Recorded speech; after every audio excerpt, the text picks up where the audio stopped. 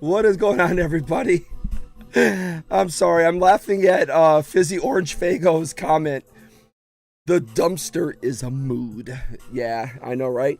What's going on, everybody? Welcome, welcome, welcome. Hope you guys are doing great. Happy hump day, of course. And yeah, let's just get the elephant out of the room. Yes, I am still sick. However, I finally got lots of meds. And so we're working on it. And this video is sponsored by honey. Honey helps keep the throat nice and clear and clean so you can talk properly. Anyways, what's going on, everybody? The Demon Fergus, Joseph DeLeon, MetaZoo, Cardboard and Coffee. Again, Fizzy Orange Fago. Yo, the Rusty Ranger. What's going on, Claire? MetaZoo Dean is in the house. What's going on, MetaZoo Dean? And of course, Joker's Favor. And our favorite English gentleman, the English gentleman. What's going on, everybody? Hope you guys are doing great. So, we got another channel spotlight. This is episode 6. And we got a great guest on this week. The Demon Fergus. He's a fellow content creator. He's a MetaZoo games player. But he's not only MetaZoo, he plays some other games too. We'll talk about that later on. What did you pick up at the Frogman? So, because I'm stingy is the word. I don't do what I'm supposed to do. When I knew I was getting sick, I didn't do anything about it. And so my sinus infection turned into an upper respiratory infection. Yeah, that's why you're supposed to take your stuff when you're supposed to take it. Anyways, but what's going on, Big Shot Rob? What's going on, man? Again, welcome everybody to the again episode 6. We've got the Demon Fergus with us today. Super pumped. Crazy dude. I love him. He's got, you know, there's a few people in the community whose voices have really become known. And the Demon Fergus is definitely one of those people who has a different level voice.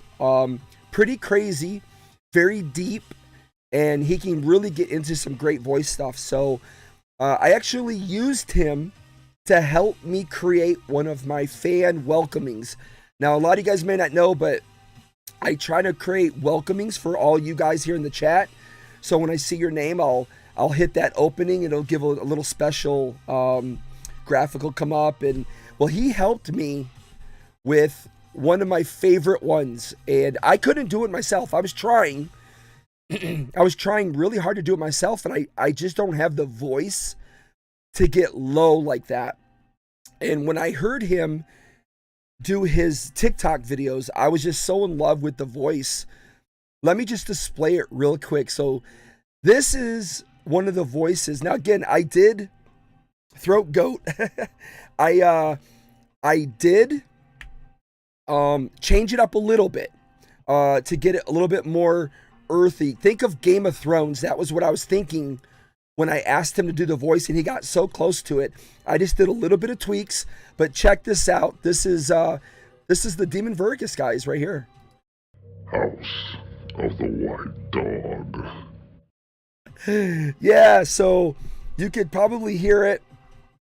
Again, I just tweaked it a little bit. Welcome, Zombie Girl. What's going on? I love the name Zombie Girl. Pretty epic. I like that a lot. But anyways, enough. Let's get this guy in here. I already told him he may have to take over the show. So let's give a big warm welcome to the one and only, the Demon Fergus. All right. How's it going? Let's go. It's going. Excited. Going okay. Going okay, I guess.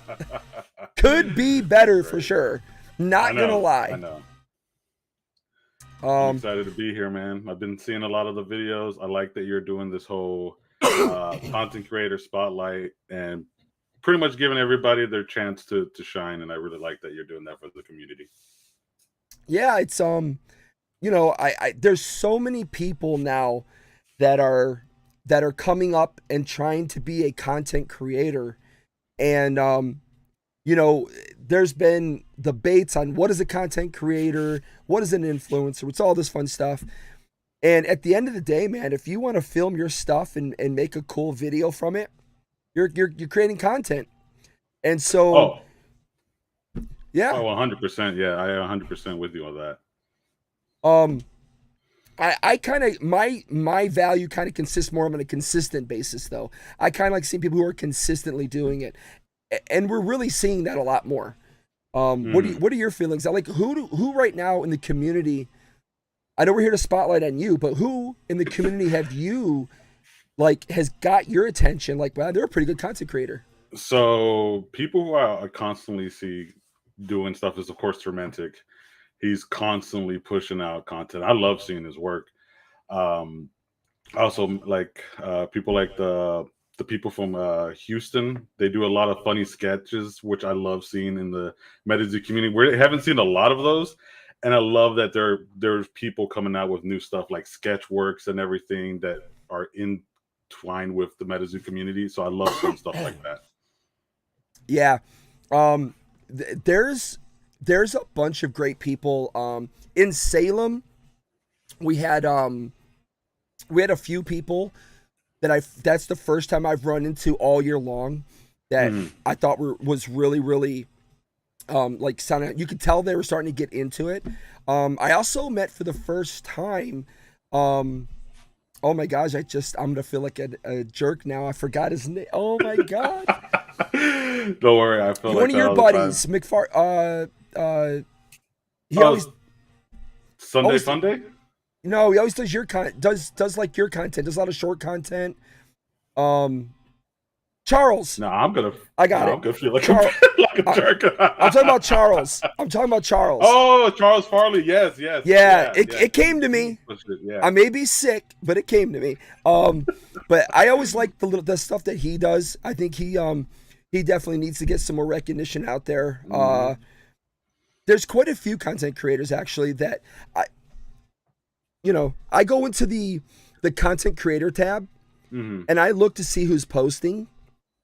And I check a lot of the people out. The Cotter brothers, we got the Cotter brothers, yeah. First kids to really start making content. Yes, sir. There's a lot of cool people out there, but and I do like that we're starting to see a lot of people starting to do a lot of content. Like when I started doing content, because I didn't see a lot of con videos when I started going, and I actually started making MetaZoo content because of the cons. Like I literally got into MetaZoo right when Nightfall came out. And when my friend who was more into it, he told me, because I came from Digimon to MetaZoo, and he told me, yeah, there's going to be a con in Chicago.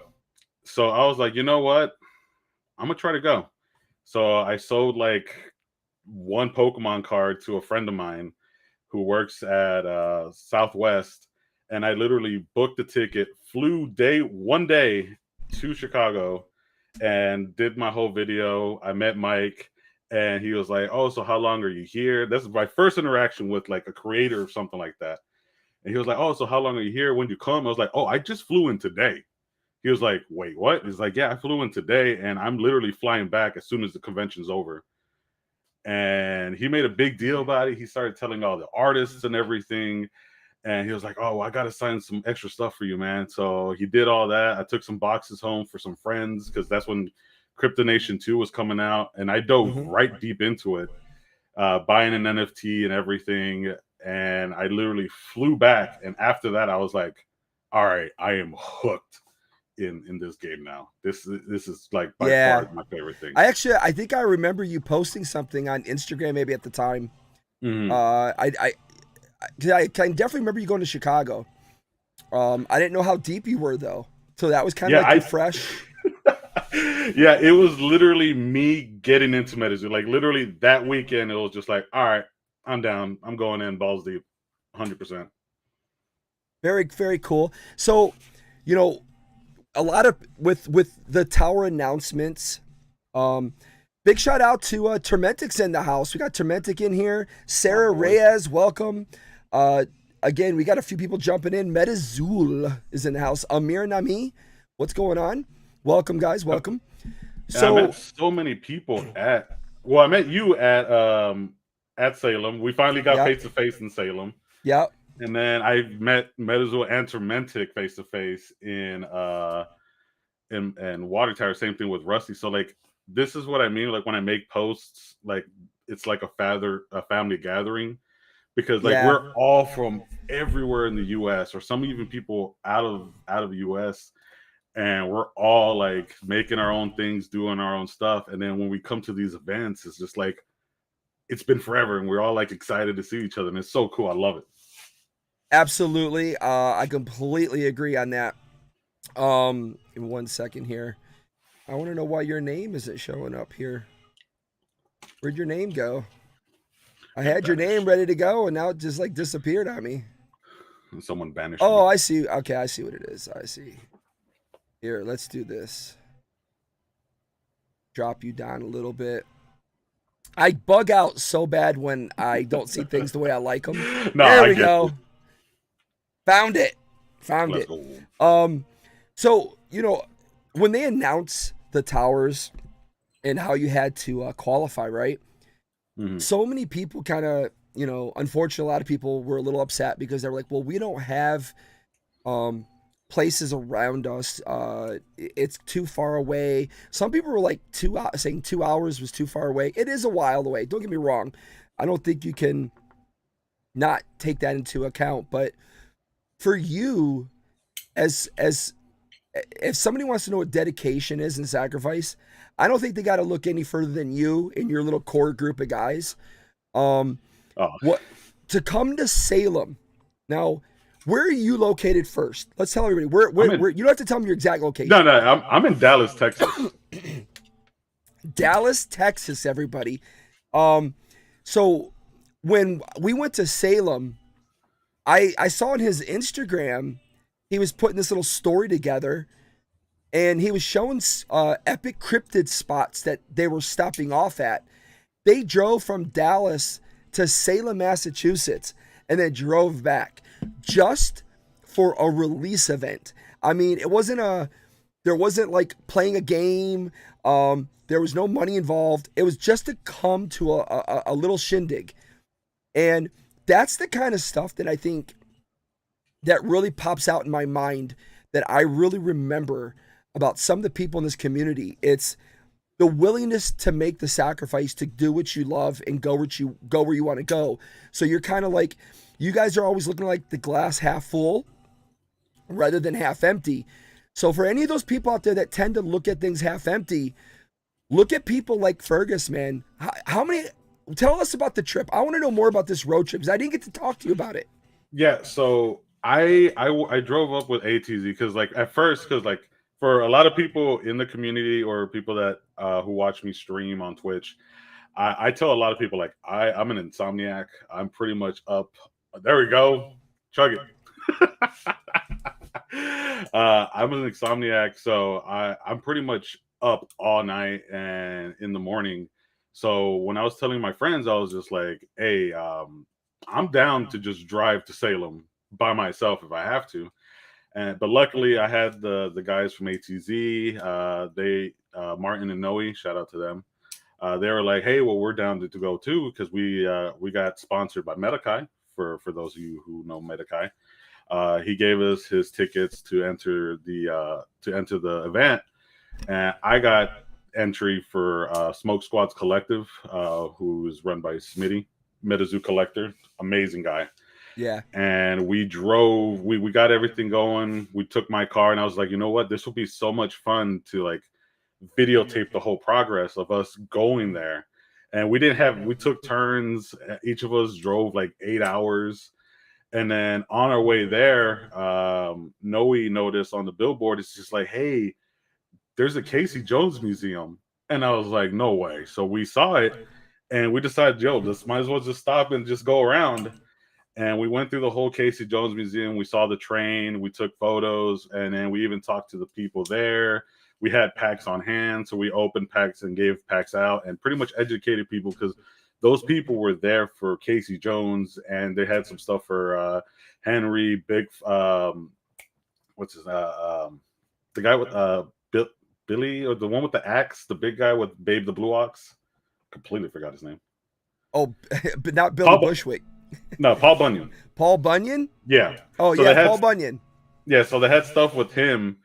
And when we're telling them, like, yeah, this is part of a game. And they're like, no way. So we showed them all the stuff from the packs and everything. And they're really interested in that. So from there, we kept on going. And then we finally got to the edge of close to Salem. And from there, we packed our bags, got a hotel. And then, of course, Salem, the event was amazing. Yeah, for those that, just in case there's anybody in the chat that, you know, again, we're trying to get a lot of Pokemon people, Yu-Gi-Oh manager, trying to get them all to come on over to the MetaZoo world. So just in case you don't know who Casey Jones is, it's a cryptid. If you guys don't know Ghost Train Conductor, they kind of go hand in hand. And again, that was in Tennessee. Yeah. Yeah, Tennessee. So, and then did you guys stop off at another place as well? From there, I think we also checked out the Sarah Good place. But other than that, when we kept on driving back, I ended up having family in New York, so I was just like, you know what would be funny is that if I stop by just for 2 minutes just to say hi and be like, all right, well, I'm leaving. So I did that with a close friend of mine, one of my best friends that lives in New York. I did that, surprised her. It's just like, all right, well, I'm gone. And she was like, that's it? I'm just like, yeah, that's it. I got to drive back home. So we all took our turns, and God, was it so good to sleep back in my bed. That's crazy. How long of a drive was that from Texas to Salem? That was at least, I think, like 2 days, a 2-day drive. Yeah. Especially, or like a day and a half for nonstop. That is so insane, bro. That is so insane. But big shout out to you and your whole entire crew. I see they're in here. Joseph De Leon and Fizzy. And yeah, that's pretty epic that you guys made such a huge, again, just for a party. That's all it was. And it was a great one. Oh, it was fantastic. Like when people ask me, I literally tell them, like, have you seen Halloween Town as a kid? It's like, yeah. It's like, it is exactly like that. I told Mike, man, we got to do it again. Yes. I know people wanted New Orleans, but I've been to New Orleans. New Orleans is good for really only one thing. Salem was on a, just to me, Salem was on a different level. I absolutely loved it, man. That was definitely my favorite, probably my favorite trip of the year. Oh, 100%. Like when, because like I try to be the voice of reason for a lot of things. Like it's like how you talked about the towers, for the water towers. Like I was asleep when the whole frenzy was happening. So I was literally up the whole night, 2 days nonstop up. And then when I was about to pass out, I saw that Mike was like, he posted like, hey, here's the sign up sheet. So I got on there. I got on all the Discords here in DFW, telling everybody. I texted all my friends like, sign up now, get it going. And I passed out. And then I woke up with so many missed calls and everything. It was like, hey, the emails are going out and everything. And I was one of the lucky few. And I know that a lot of people were mad, but it's just like, you got to understand, it's like, for one, they are hosting all this stuff. It's all, so far, all these events have been free for us players. Where like I've come from a competitive background from Pokemon, Yu-Gi-Oh, Digimon. So I've played every competitive game. So it's like every other game, you're at least paying a good $50, $40, or $80 just to get a chance to even win some play mats. Nothing is compared to the price support in MetaZoo. And when people try to tell me otherwise, I'm just like, nah, I've played them all and ain't nothing in this scale. Ooh, let's go, cat. That's going to happen, unfortunately. That's gonna no. Trust me. I'm the same boat. Fergus likes to do the same thing. Fergus likes to do the same thing. But, excuse me. But, yeah, I think a lot of the player base is from other TCGs. So, you know, a lot of people should have wealth and knowledge about what goes on in these other TCGs.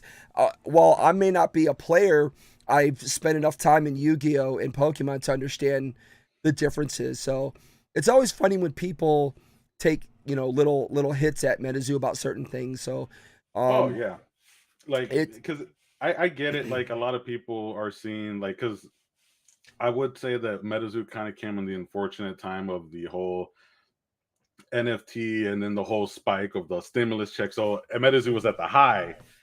So, but like literally when people tell me, oh, it's a scam and all this stuff, it's like, where's the scam, man? I have literally done nothing where it's like anything has come out of like my pocket in order to where I felt like I was being robbed. Like literally the 20K pricing for Water Tower, no casters paid for anything. This isn't yeah. something where like you go to Yu-Gi-Oh and Pokemon where it's like they gather all the money and it's like, all right, there's the prize support. It's like, Yep. no, MetaZoo's taking care of everything for these people. Yeah. And Whole different level. yeah, 100%. So that brings us to the most recent event, which is really Ohio, the Water Tower. Did you guys do the same thing? You drove? Yeah, we drove 14 hours to get to Ohio. We had 2 cars this time since we had more people, a lot more people compete in the event. Oh, it hurts me to hear those hours. I mean, I used to like driving, but I just can't do that anymore. Give me 1 second. Let's give a big welcome to the Ghost Train conductors in the house. Let's go. There we go. I was looking for that earlier and I couldn't find it, and I just found it. But man, it hurts me to hear that. When I take these flights, like when I go over like Japan or something, and it's like a 14, 15 hour flight, it just kills me. Just to drive that long, gives me a heart attack.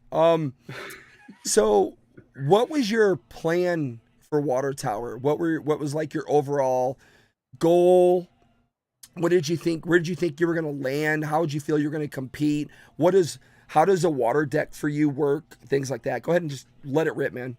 So for me, like when it comes to a lot of this, like having the competitive background, especially for stuff like we're day 2 and all that stuff, when I talk to my team members and other people just around the whole event, I always tell them, look, don't put yourself in the mindset where you like, I'm gonna win first place. Like you can't keep on like because you're gonna feel shocked and it's gonna hurt when you keep on getting losses.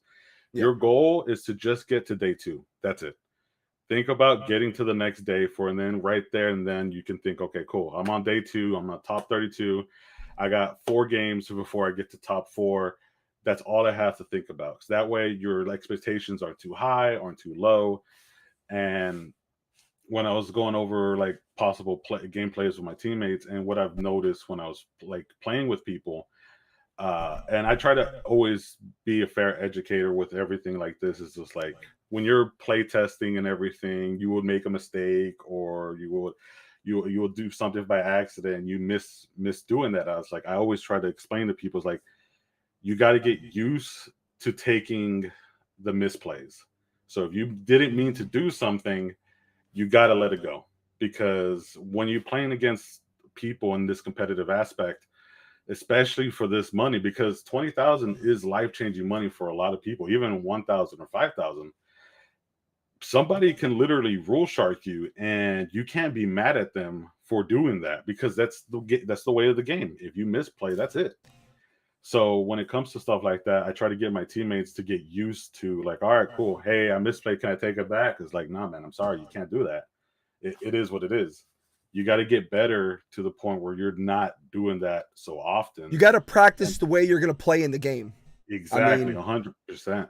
Yeah. So what going with that, I try to do that with them. And unfortunately, I ended up needing one more win, but I ended up losing my last match.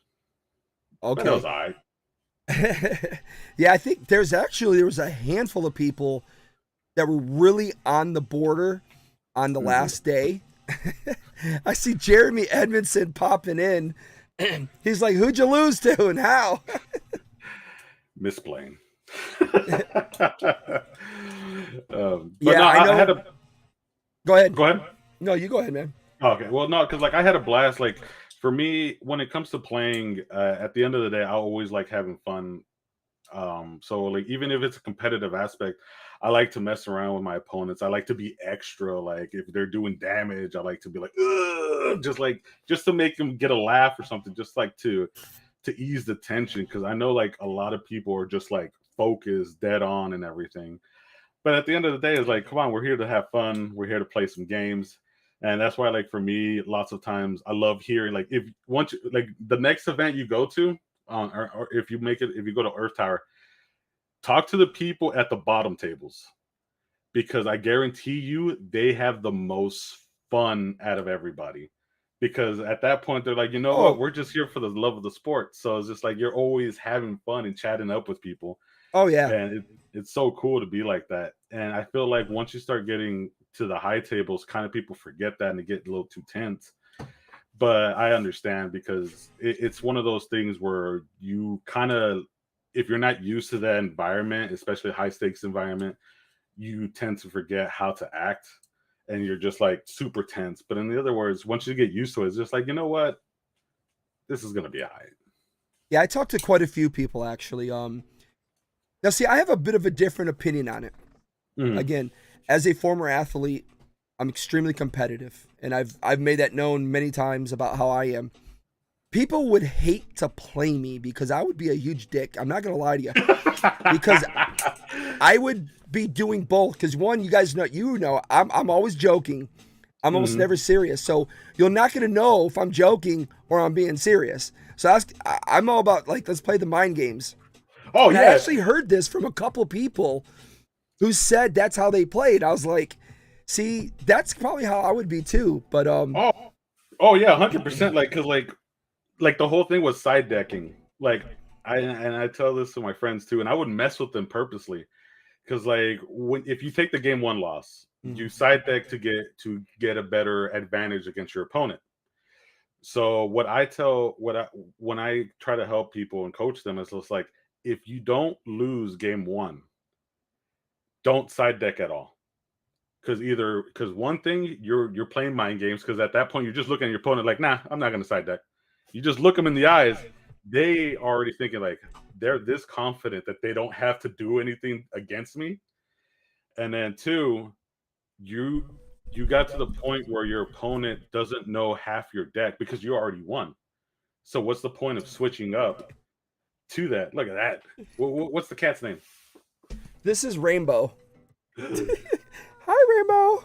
This is one of 6 cats we have. No, just stay down, dude. I'm sorry, I didn't mean to throw you off. I didn't No, have a no, I choice love it. though. I love cats. He wanted to. He likes to make his bed right here in front of me on my table. So like when I'm editing, I can only edit with one hand because he's laying on the other hand trying to sleep. Yo. And the funny thing is, he'll come up to this spot where you guys see him jump.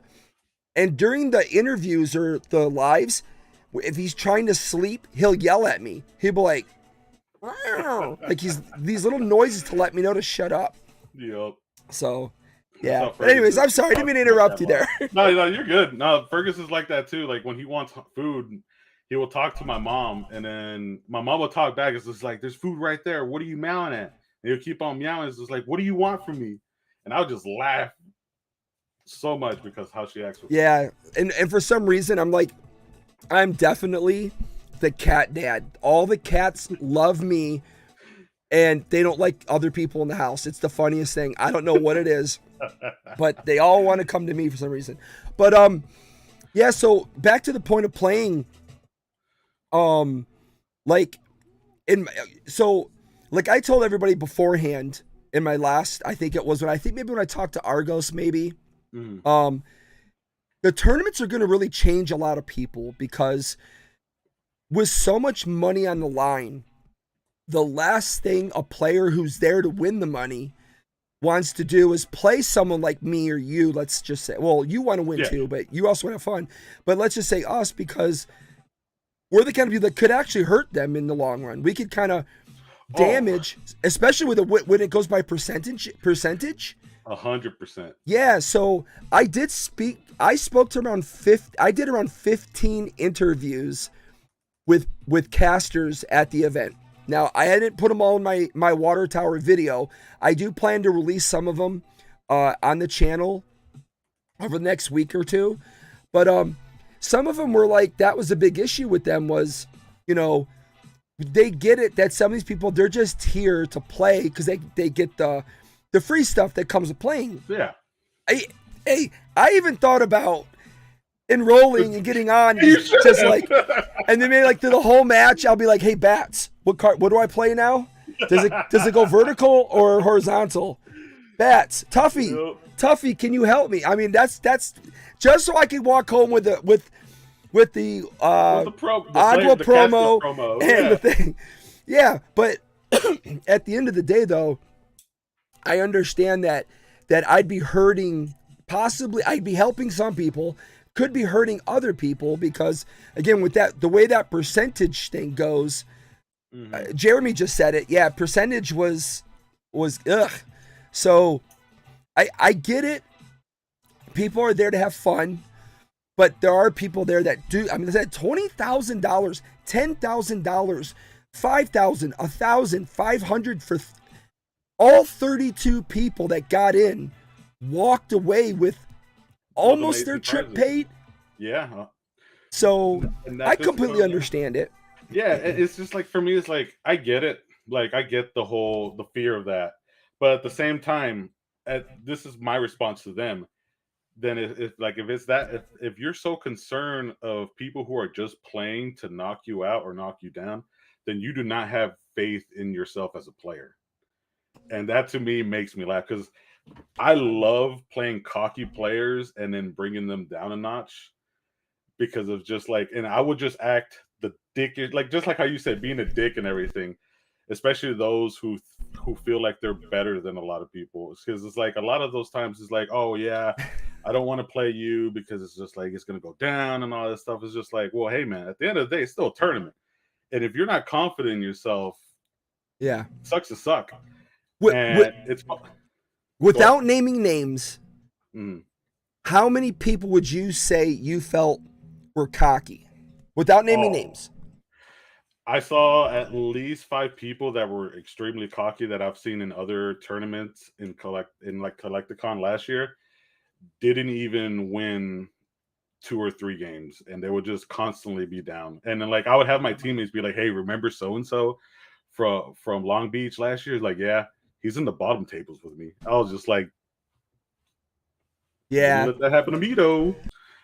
But it's funny because it's just like I run, like, because my main deck is Quetz, and a lot of people in Texas know me as the anti-potion player, because I run anti-potion in my Quetz deck. Same thing with Dampen and First Annie. Like my the way I've built my deck has nothing but responses. So like, cool, you try to pop off, anti-potion. You try to do this, Dampen. You try to do another thing, second Annie. It's just nothing but responses, to the point where my parents are just mad, and I just laugh. And it got so bad that at the King of the Chill tournament, 2 people went up to Bats and Moldy, who were judging, and came up and confronted them, telling them, "Hey, I think Demon's cheating because he's running anti-potion in his main deck, and nobody does that." And they both laughed because they know who I was and how I ran my deck. So they're like, "All right, well, let me go get his deck list." And then it's just like, well, it's right there, main deck anti-potion potion. And they're like, "Who runs this?" It's just like, me, because of people like you. Jeez. So it's the stuff like that. I love it. I love it. I drink the tears of crying men that feel that's like hilarious, man. That is funny.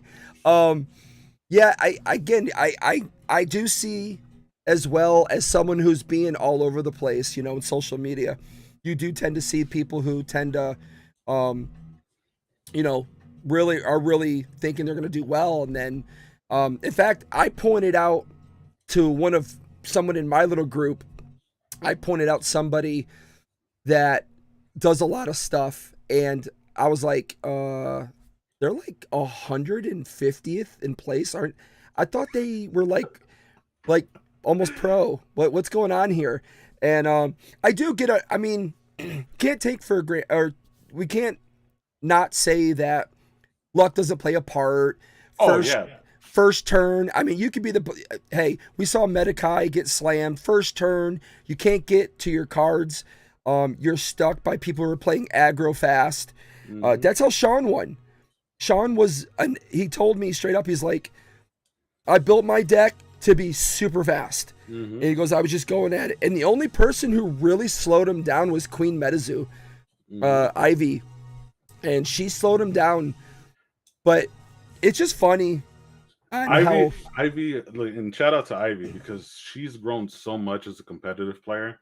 Cause like she was one of those people that just decided she just really wanted to get into the game. And I met her at the King of the Chill tournament. And she just really just wanted to play the game. And once she started getting into it, we started talking on Instagram. I was telling her like, hey, you can do this, you can do certain things, to the point where I have helped build some of her decks just to see. But like, and then on the water tower, she already had a deck pre-made. So I was just giving her pointers that I saw people were struggling with. And when I was telling her these things, she would come back to me and she'll tell me, hey, I won because I took some of the things you told me in account, and they really helped me out a lot. And that is, for me as a player, is like, I love hearing that, because getting the feedback from other people and working is just like, cool, you're sponging this. And that's how it should be, because I've gotten so many pointers myself where people will tell me, hey, this works with this and this, that. And it's just like, all right, cool. And I remember those things. And it works, but that's how it's supposed to be. Yeah. But like, for me, like, it's going to the Caster Cup. I was so glad that Easton won, because I've played with him so many times in events, and he's always respectful. It's always fun having games with him. And those types of games are the ones I love, especially watching him play.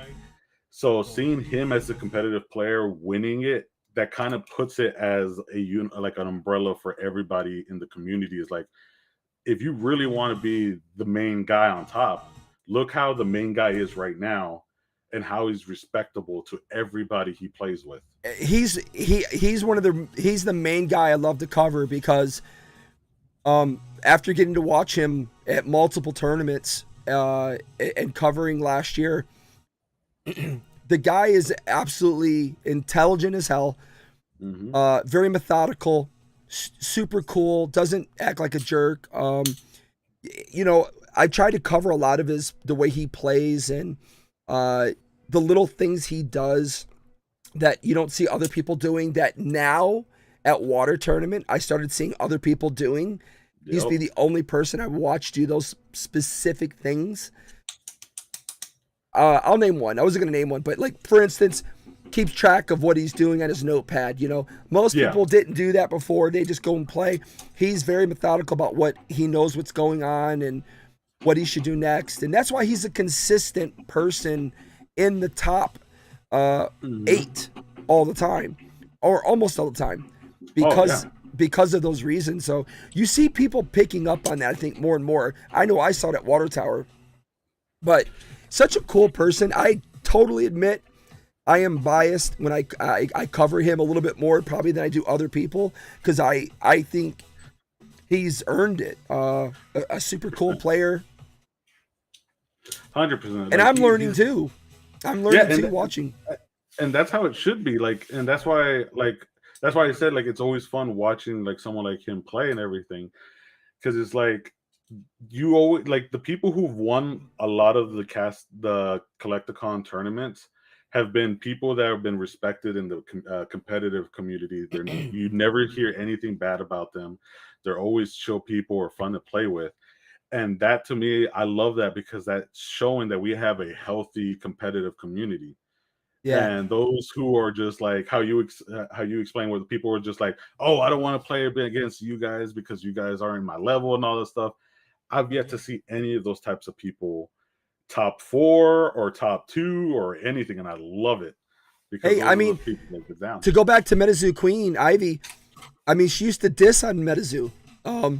And Gary talked her into liking MetaZoo more, and look, she came on her own. A lot of the people are coming from Pokemon, especially, and all these, again, as Chasing Summer said, it's really nice to see all these different winners in the tourneys. I didn't recognize, I'm gonna say, at least 3/4 of the people in the top 32 I hadn't recognized from all the other tourneys I attended last year. So there's a huge group of people that I know I had never seen, and I've been to most of the MetaZoo stuff last year. I thought that was pretty cool. Yeah, a lot of new people. Because we're seeing a huge influx of actual people like showing actual genuine care. Because like I knew the big thing that turned people away is because they thought MetaZoo was a scam. They thought that there wasn't anything great about MetaZoo.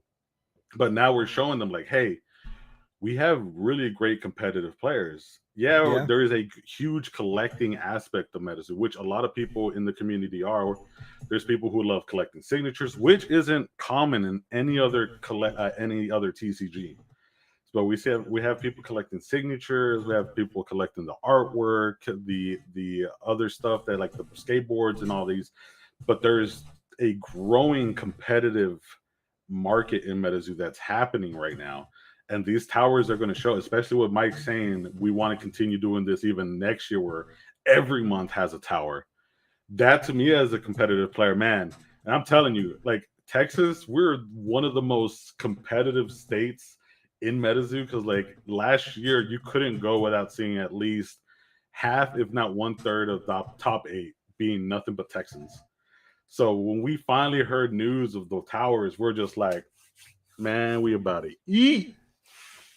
So that kind of brings me to one of my questions I had for you. So how does I know how everybody feels actually, but I'm going to ask you, how do you guys feel in Texas about not seeing one so far?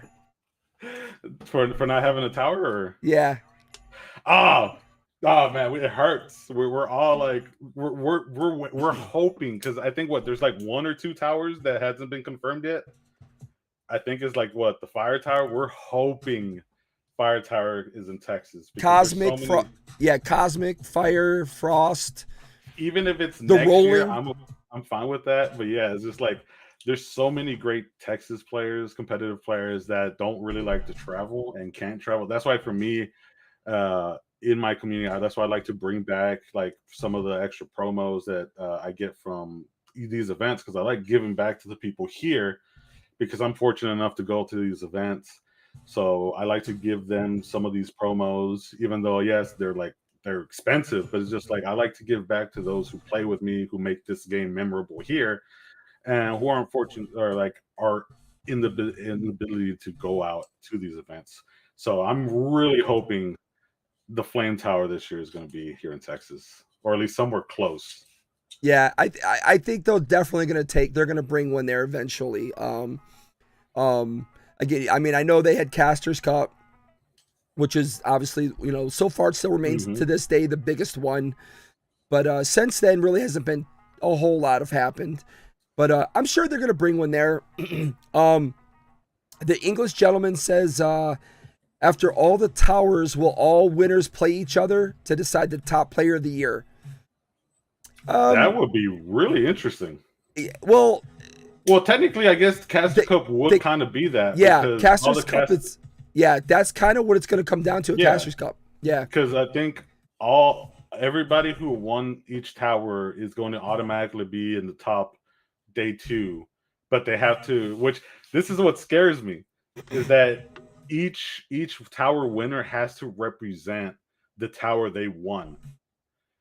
So if you're not really, if you win an event, a towers event, but you're like right now dark or lightning is popping off, but I have to run water or forest, it's just like, ooh, that's what's really scary.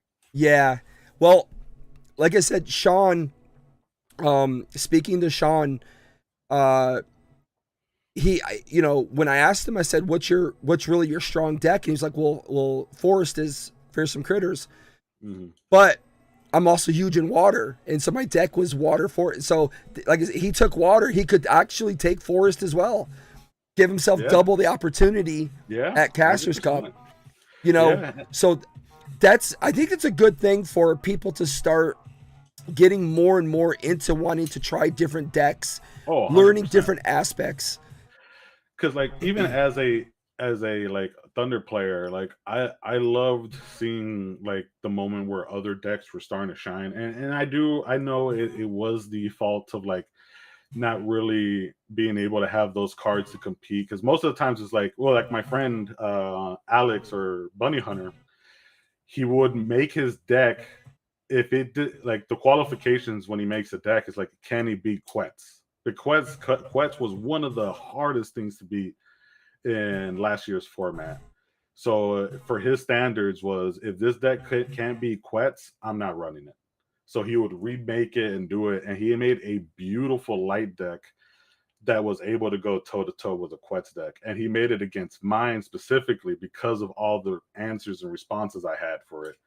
So now that we're, especially with native, having all these nice cards, we're getting the dual aura artifacts that have terror bonuses, and then dual beasties. Now it's everything I wanted. So I know so many competitive players are like itching to get native. Oh, for sure. Brandon says, to start the heat here, Texas had everything for like 2 years of MetaZoo in terms of locations and events. I know.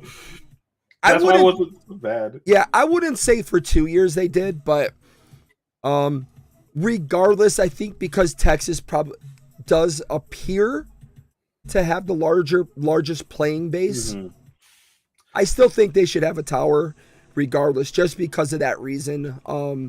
So I would say this, and this is something that this is for something for everybody. It still falls on the players, because, like, for example, Caster Society. Caster Society was a group themselves that were just a bunch of friends that decided, hey, let's do this in MetaZoo. They're the ones that hosted the first actual big metal event, where we had the winner from New York come. Like, the guy who won the Caster Society event was from New York. So people flew around to this event. And then now, especially in the climate now, we're having like Metakai, TCG Labs, Smoke Labs building upon here, because Caster Society is in Austin and we're here in Dallas. So we try to support each other. We'll go drive to their events, then Houston events, to like build the community up. So for me, when it comes to it, it's just like, it falls on us as the players to like go to a card shop every now and then to start playing there and be like, try to build the community up. So do as much as you can. It's like, hey, post on every social media, post on the Discord, because you might not know.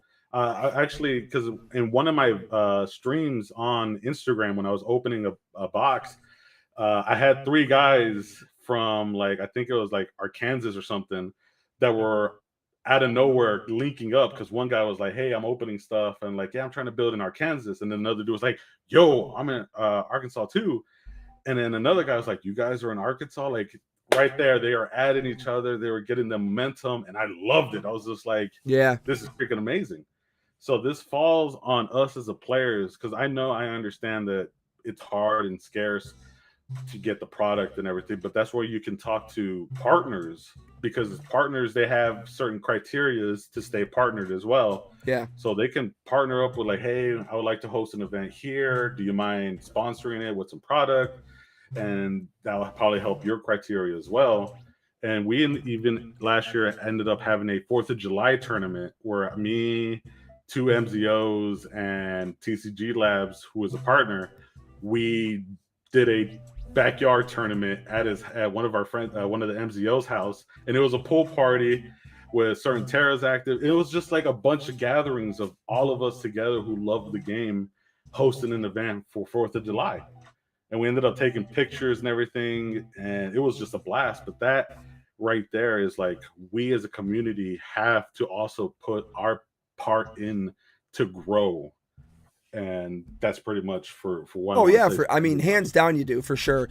I could tell you from my experience here in Atlanta, Georgia, Jeremy Edmondson, he's a local here where I'm at, and we also have Southern Heat Collectibles. We have Kendall, we have Gubu Hobby, And we have a player base that comes up from Florida, and they've been pretty much, excuse me, they've been pretty much sharing in tournaments between going down to Poke Charles in the Panhandle of Florida, over to Tampa, Orlando area, on up here to Atlanta, even going out east towards Charlotte, where the players have been coming and forming, you know, these smaller events to get things going. And that's pretty much what you're doing in Texas. It's just that Texas is so huge. Mm-hmm. You know, you guys traveling Austin to Dallas to Houston. I mean, you know, those are not short trips. Those are anywhere between 4 to 8 hour trips. Yep. People don't forget how big Texas is. So, yeah, I'm all for Texas getting a tower. I really am. Well, like for me, it's just like regardless if we get it or not, I'm still gonna try my best to make it to all the towers. Because like for me, it was the same thing. Like when I started making content, and a friend of mine pointed it out. Because when I started making my con videos, my friend was like saying like, do you know like you made it to every single event? And I was like, did I?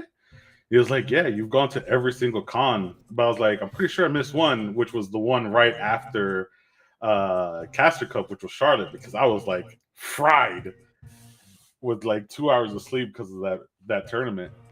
But I ended up making content for like every single event. I was just like, wow, that is. I think I went to all but 2. I missed. There's just no way financially I could make it to Kansas City and Dallas, because we did the New York City Comic-Con, and because I was there for an entire week, I mean, that was big money spent. And then we had Salem at the end of the month.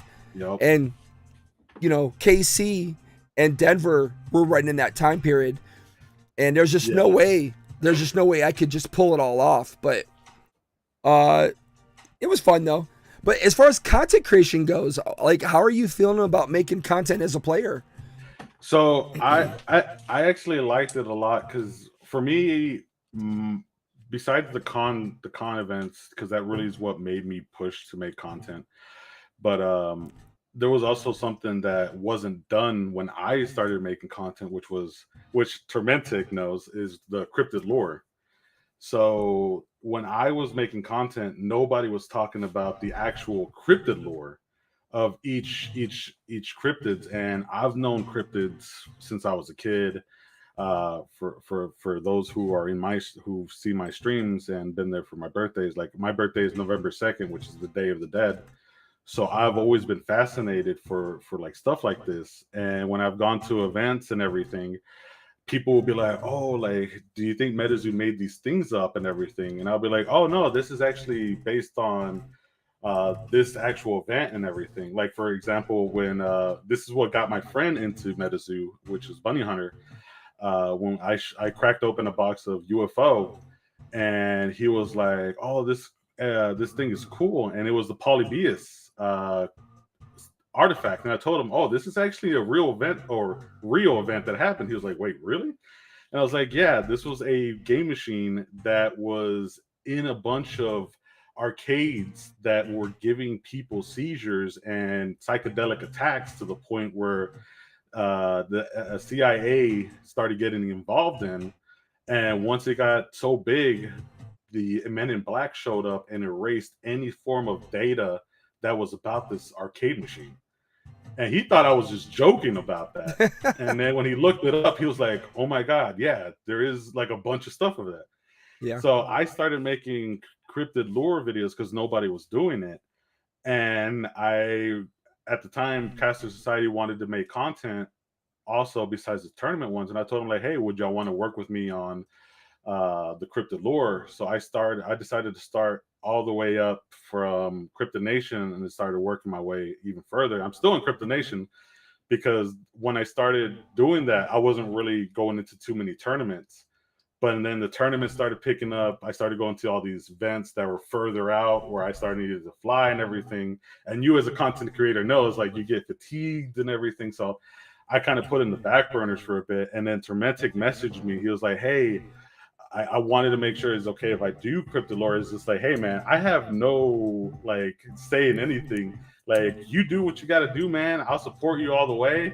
And he's been doing a lot of it, and I love it. I try to support as much as I can. And because for me, it's like, besides doing all these like videos and everything, I love seeing other people create so much stuff. Where I try to do is like, you know what, the least I can do is just share, point people out, and boost it up, because I want this community to grow as much as I can. So that's when I started seeing his. I was just like, yo, this is so cool. And he started deep diving into the comics, which I didn't do.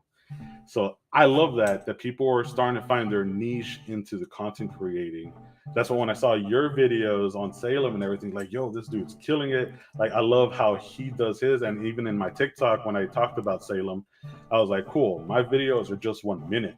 And I've had people ask me like, hey, I want to see more of this stuff. It was just like, well, then go check out Epic HD, because his is even more of a deep dive. His cinematography is amazing and everything.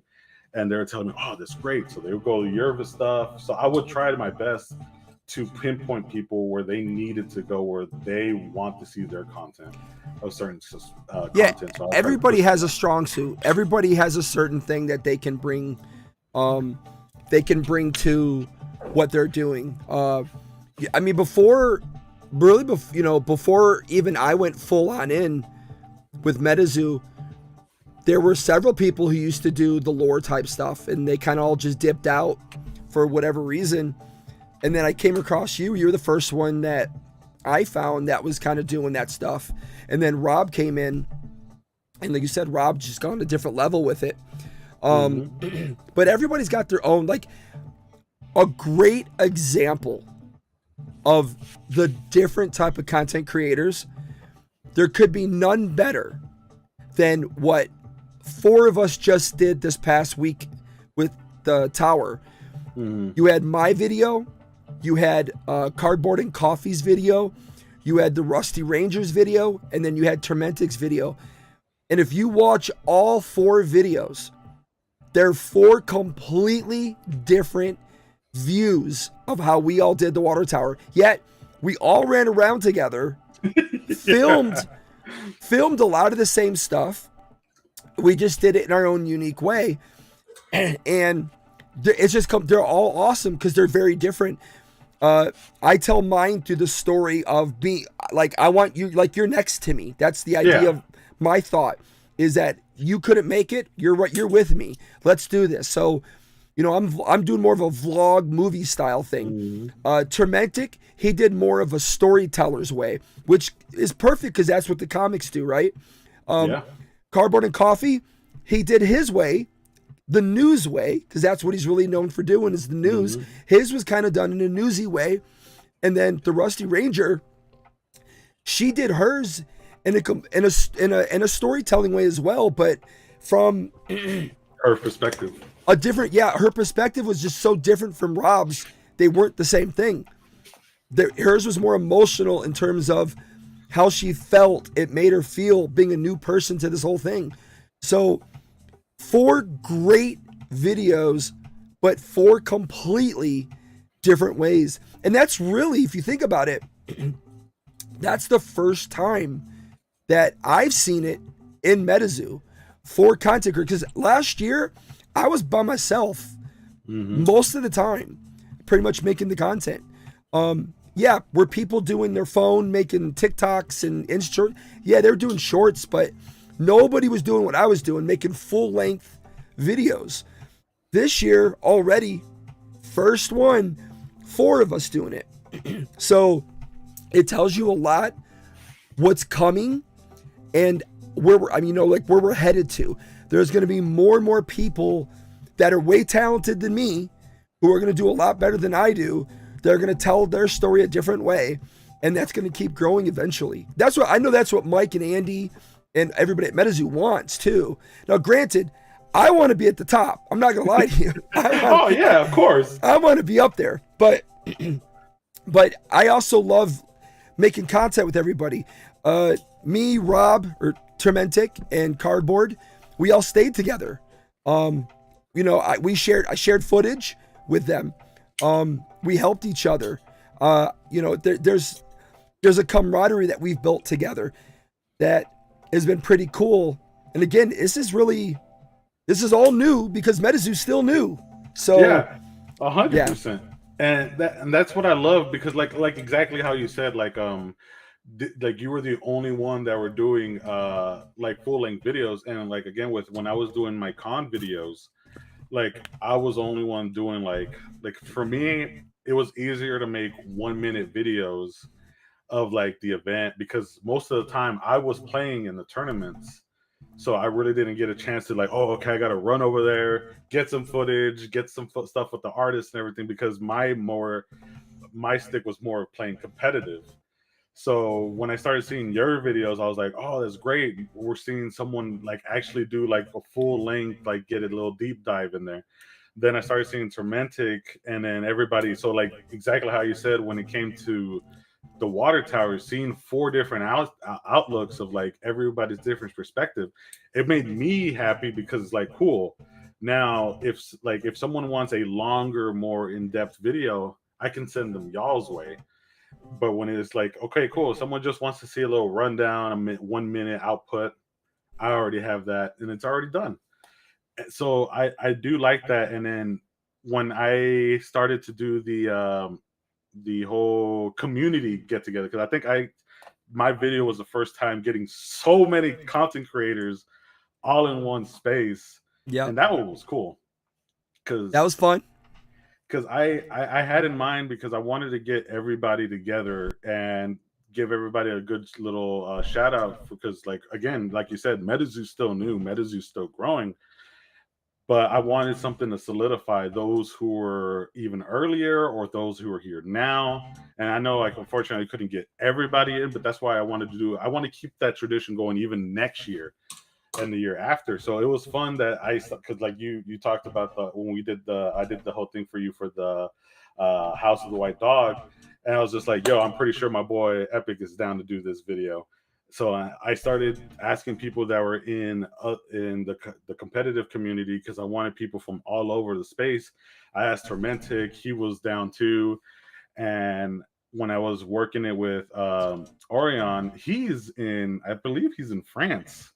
So having us two, even though technically we're supposed to be in two different time zones, but with me being an insomniac, it was so easy because by the time he was up or doing stuff, I was still up. So I was talking to him like, hey, this is what I want to do.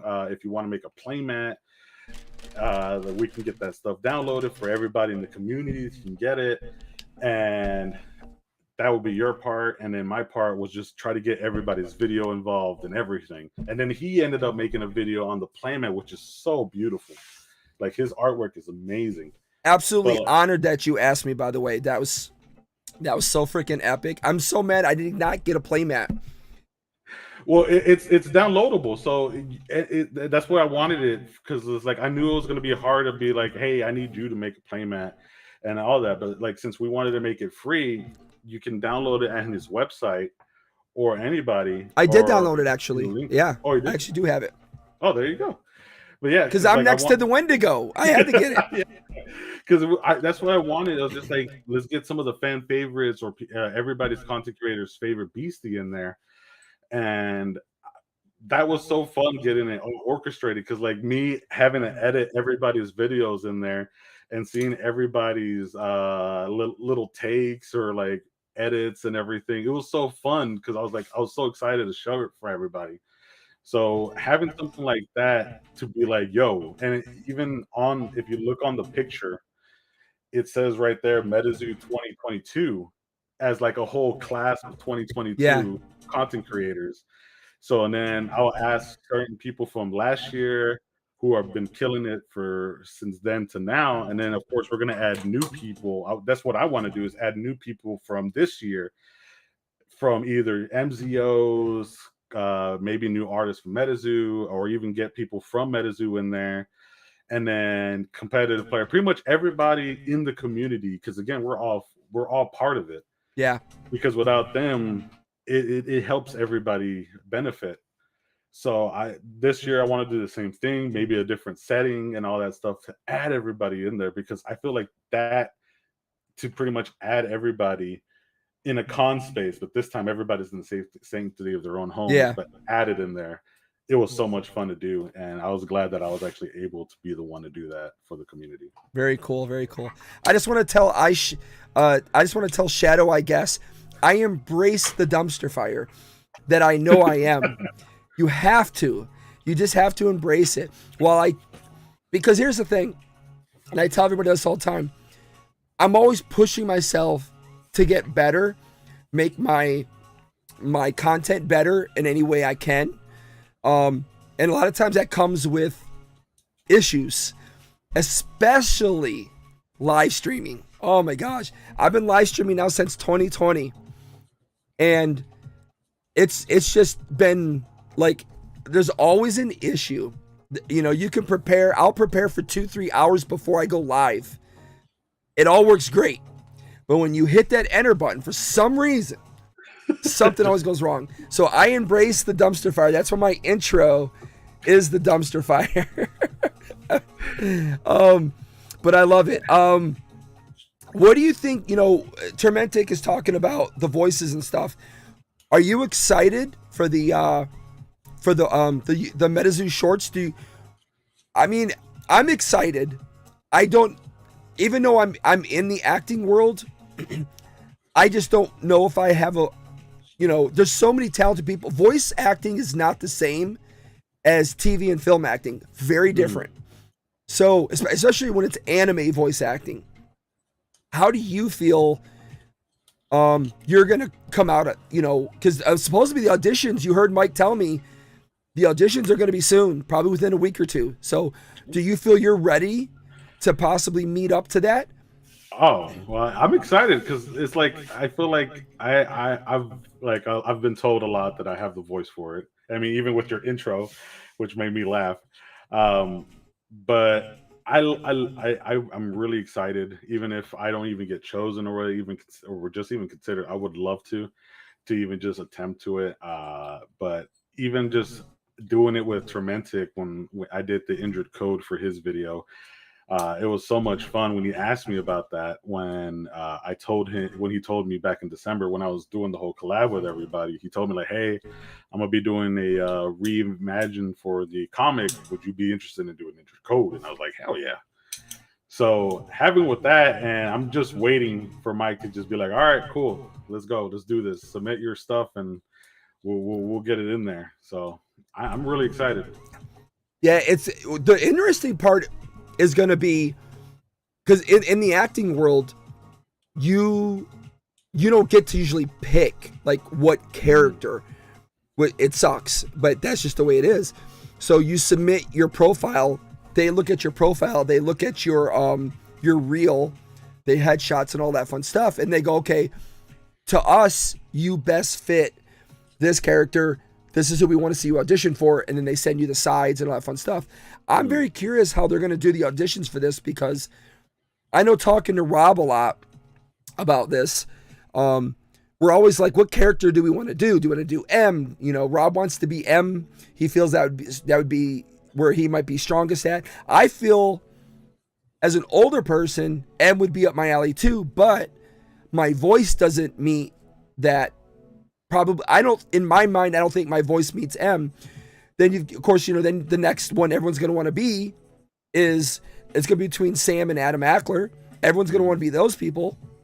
As funny as it may be, females could really end up being the voices for Sam and Adam. They're really well known, as we all know Sarah over in Pokemon. Sarah has been the voice of Ash for almost 20 years. Mm-hmm.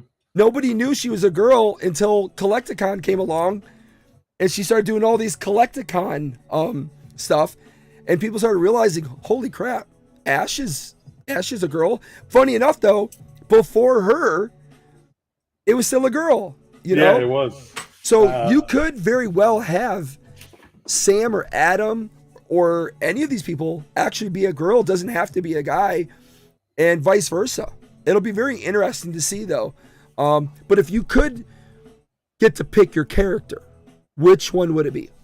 Well, I mean, of course, it would have to be either Indrid, or if they ever do Old Scratch, I would love to do Old Scratch. Just to be a dick in the animation. It would be just lovely. Yeah. I think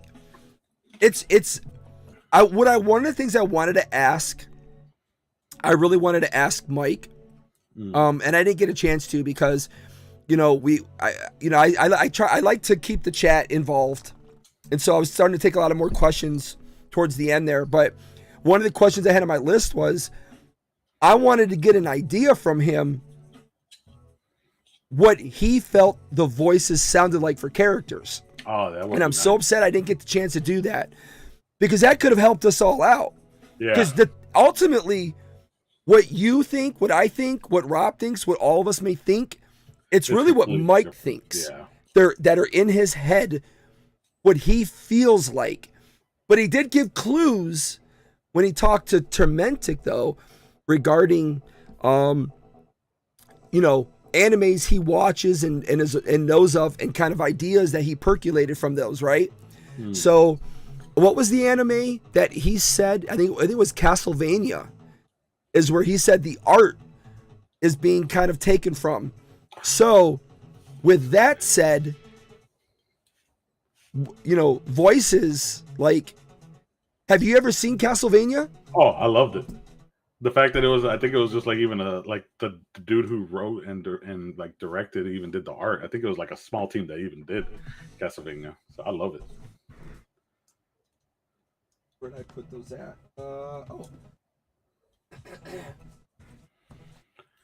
Yeah, Castlevania is two of my favorite games from Nintendo. That's so nice. Right there. I just happen to have those there too. That was so funny. I just remembered because I just moved them off my shelf yesterday because I was trying to clean. And I was like, oh, I forgot I have these here. Also have, while we're looking, my other favorite game. The OGs. The OG, Milo's Secret Castle. And of course, my favorite of the Mario games. Anyways. I'm excited for it. Because like even when I was doing the stuff towards Romantic, I had so many it was crazy because it felt like the whole thing, because like I did so many different takes on how he wanted. I did it one take with just my regular voice, one take with my voice just like really relaxed, but like a little bit more menacing. And then we came down to the other one where it was just pretty much me like having my mouth like just constantly smiling, because in any iteration of Indrid Code, and even with the sketches that people say they encountered him with, he always has a grin. So I kind of took it where it's like, cool, he's a little bit darker, but a little bit maybe like a little Jokerish, because he's always smiling. So I ended up doing that take that he ended up using with the smile. That's constantly. Crazy. Mothhawk says, "Do your Adam Ackler." Dude, I have no voice already. I can't be doing voices right now. I can't even hear out of this ear, by the way. It's still clogged. I can't hear anything. This is the one thing that's driving me nuts more than anything. But yeah, I can't do any voices right now, Mothhawk. Brandon says, "No, it killed my childhood to know that everything I thought was false, basically." Oh my boy! Then watching any kind of anime, most recordings, most anime protagonists is females. Like yeah, the anime voice for the Japanese voice for Goku is a woman. It's because Luffy. A lot of the anime voices. See, this is where I think I might have a shot. I have a weak man's I don't have a good voice, man. My voice sucks. It's whiny, pitchy. I mean, it's worse now because I'm sick. But that's what anime voices are, though. And that's why a lot of females get these roles, because they have that different style of voice. Like, you got the deep voice. Rob has a deep voice. A lot of men have deeper voices. But females can get really down, with the high pitching and stuff. I think that's what happens. I've done ADR work in the film business and stuff, and it's not like doing voiceover acting. It's just different, because the ADR work you're doing is you're just going in, you're still doing your script, you're still doing your character, you're not doing anything crazy. But I've seen anime voice actors work, and like I said, one of my good friends has done some Disney stuff, and when you talk to him, he has a normal voice, and then when you see him go into his work, I'm like, holy crap, man! How do you get your voice to do that? It's just like crazy. Like it's just wild. But Yeah, I'm hopeful. it's just like in my community, like they have me like sometimes do like impressions. So like I would do like Shaggy and Scooby and like Batman and everything, and like they would have me do stuff like that. So like it's fun like doing mess around because I used to be in choir in high school. So I would just like mess around with everything and even like leave voice like recordings to mess people. Like my friend Sarah, she loves like Shaggy and Scooby, so I'll be like Zoinks, man, and just messing with her and just like doing the whole like Scooby Doo laugh, which is easy with my voice because like so it's like stuff like that is just fun. But see, now here's the key, real quick. I'm gonna interrupt real quick. So a lot of people I've talked to a few people on this already. If you know, a lot of people equate being able to do mimic a character, from a show already, with being able to create one. So now you got to be able to go in there and do all these sounds and this stuff without sounding like another character that's out there already. And that's really the difference with doing it. So I think it's going to be a lot of fun. Yeah, I'm excited. So I'm like the fact that you said it's like in a few weeks. I'm really excited to just mess around with everything. I hope. I know a lot of people may not like this, and me too. I'm gonna take, but everyone knows I make fun of myself more than anybody else does. I have fun doing it. I love doing funny skits, so I have no problem making fun of myself. But I hope Mike puts together like after he's done picking, just puts together a giant little video of all of us who have done it. I want to hear people. I would love that so much. That would be so hilarious. That'd be freaking epic, man. That would be so great, wouldn't it? Because it's just like again, like I'm the same way. I make fun of myself. I'm the first one to laugh at myself for anything. I don't take myself way too seriously. I mean, shoot, even with the name Demon. So when people say that, I'm just like, oh yeah, that's me. So I would love that so much. If just like here's takes and everything, or people who submitted certain voices, because like exactly how you said, everybody like these are characters that were literally just made. There is no voices for any of these guys. So it's going to be so fun to see everybody's alliteration of like, oh, this is Sam Sinclair's voice done by so and so and so and so and so and so. It's just like, oh, that's gonna be so awesome, right?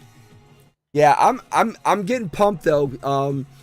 I'm definitely getting pumped when Mike said that, because I'll admit I was a little worried that they may have already kind of gotten to a point where they may have already had picked voice actors and stuff, simply because again I understand timelines in the business. And knowing that they really want to have the shorts out and ready to go for San Diego Comic-Con, I was just thinking like, man, there is no way they're going to put together a handful of shorts, even if they're 5 to 7 minutes long, and have them completely done for San Diego Comic-Con in a very professional way.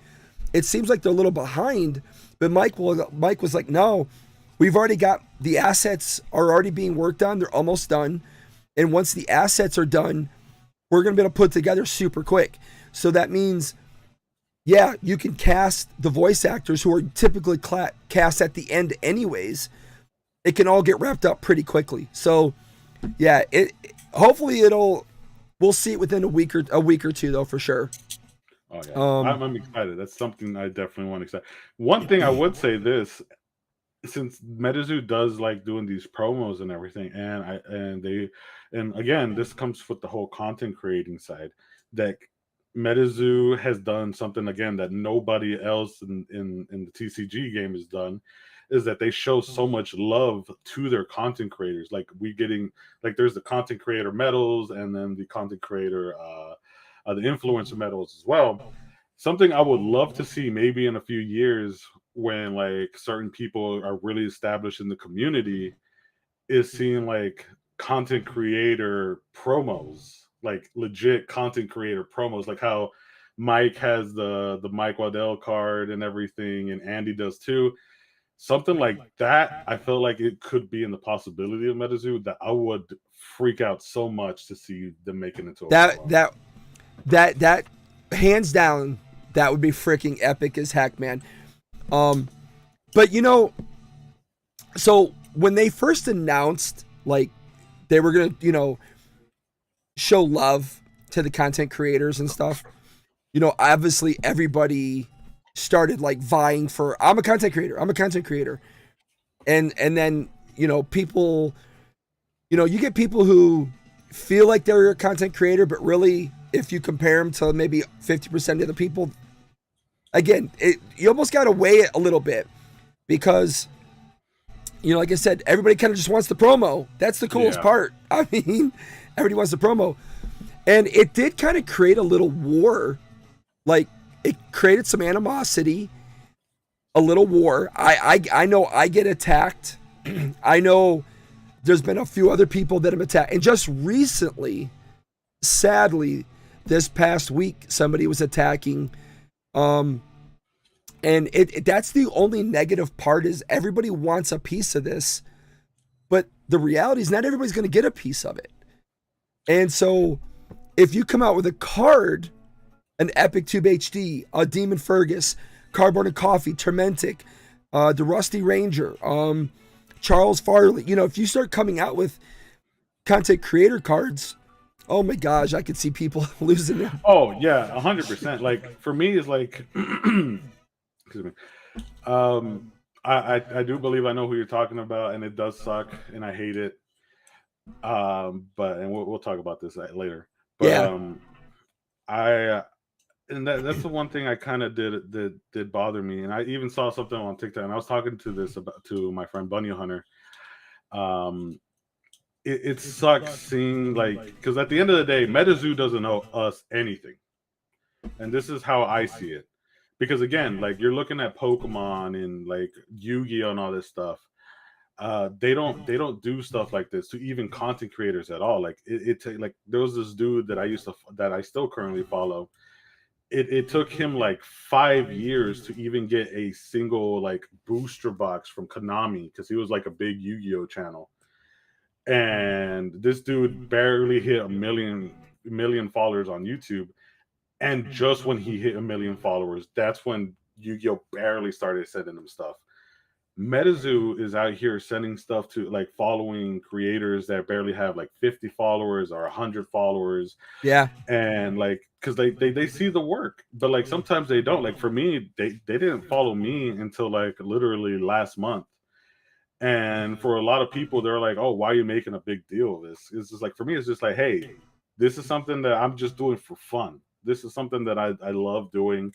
MetaZoo doesn't have to send me anything. They like I wasn't even mad when they started doing the whole content creator medals or like sending it to people because it's, at the end I understand because it's still a business. So like them sending medals to like people like had nothing to do with MetaZoo, and they would get like an influencer medal and stuff. Like it's just like it sucks, but I get it because it's still a business. But at the same time, it's not going to stop me for who I am because I have people that enjoy my content, and I'm still going to do it because I'm just having a blast at the end of the day. Because I'm still a competitive player first, then a content creator, and doing both is just so much fun. And then when I started seeing when I started seeing some other content creators who didn't even really put that much effort or like just do it every once in a while and be like, why am I not getting this? Why am I not getting free stuff? It's just like MetaZoo doesn't owe you anything. MetaZoo is just like they just show recognition here and there, but like they don't owe anyone anything. The fact that they're even acknowledging content creators and doing all these things, they are just showing the acknowledgement in the community. Yeah. They're like, hey, we see you guys, and we want to show you guys some love and appreciation for spreading the word. Hey, the freest marketing they could get is having us do stuff.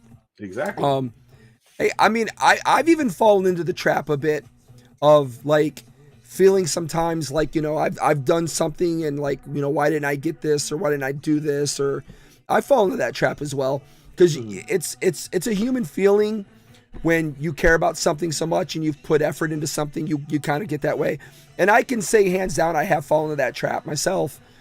But overall, like, I'm completely in agreement. I mean, MetaZoo doesn't owe me anything, and the reason I always express it on my channel during live streams, it's amazing how many people will message me and be like, you know, can I get this because you get them for free?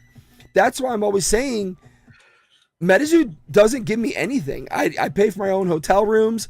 I pay for this. The only thing I ever do is get into the places to film it. But they've never paid me to go film. They've never paid me to do these things. And I say that for a reason, because people think that they pay me. I'm like, no, I do all this on my own. This is just my own thing. It's what I like to do. You know, I know Brandon earlier asked if I'm ever going to play. Probably not. It's just not my thing. I'm learning a lot more so that I know that I'm not ignorant about what's going on. But I just don't, for me, all my time is taken up doing this, which is what I love to do more. Yeah. So, and it's enjoyable for me. But you put everything in on your own. I mean, we have some great people right now. Pee-wees. Pee-wees is another content creator who does a lot of the news. Who else do I see here right now? Pogo Dad. Pogo Dad came over from Pokemon as well. Pogo Dad's making tons of content. The Mothhawk just started, you know, really starting to ramp up his content. You have Tormentic in here, Cardboard and Coffee. Tons of people that are in here as I scroll down, just looking at the names. And it's pretty amazing the amount of people that are starting to make content.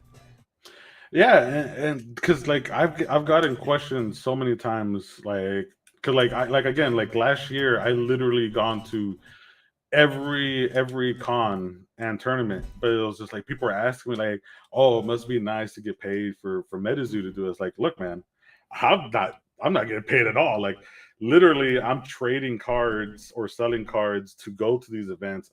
And the thing that I have is, because I'm also a competitive player, I'm getting sponsored to go to these events, to play at these events, to top at these events. And then for me, it's just like, cool. Well, I always like giving back to those who've been there for me. So like I would go and trade people, like for like the water tower, I was trading people for these promos because I wanted to give back to my own community and to the MetaZoo community, because I was able to go to these places. So I would go ask people, hey, do you want your water tower? Like, do you want to buy, can I buy it from you, or can I trade it from you? And I would just trade them cards or whatever. And then I would just like, and like right now I'm doing a giveaway that ends on Sunday for one of the water tower frog promos. So it's just like, I love giving back to the homies back at home.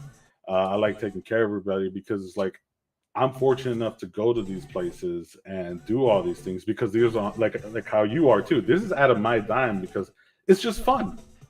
And for me, I'm more of a competitive player. So that's why my videos are just a minute long, because I don't get to do like these deep dive videos.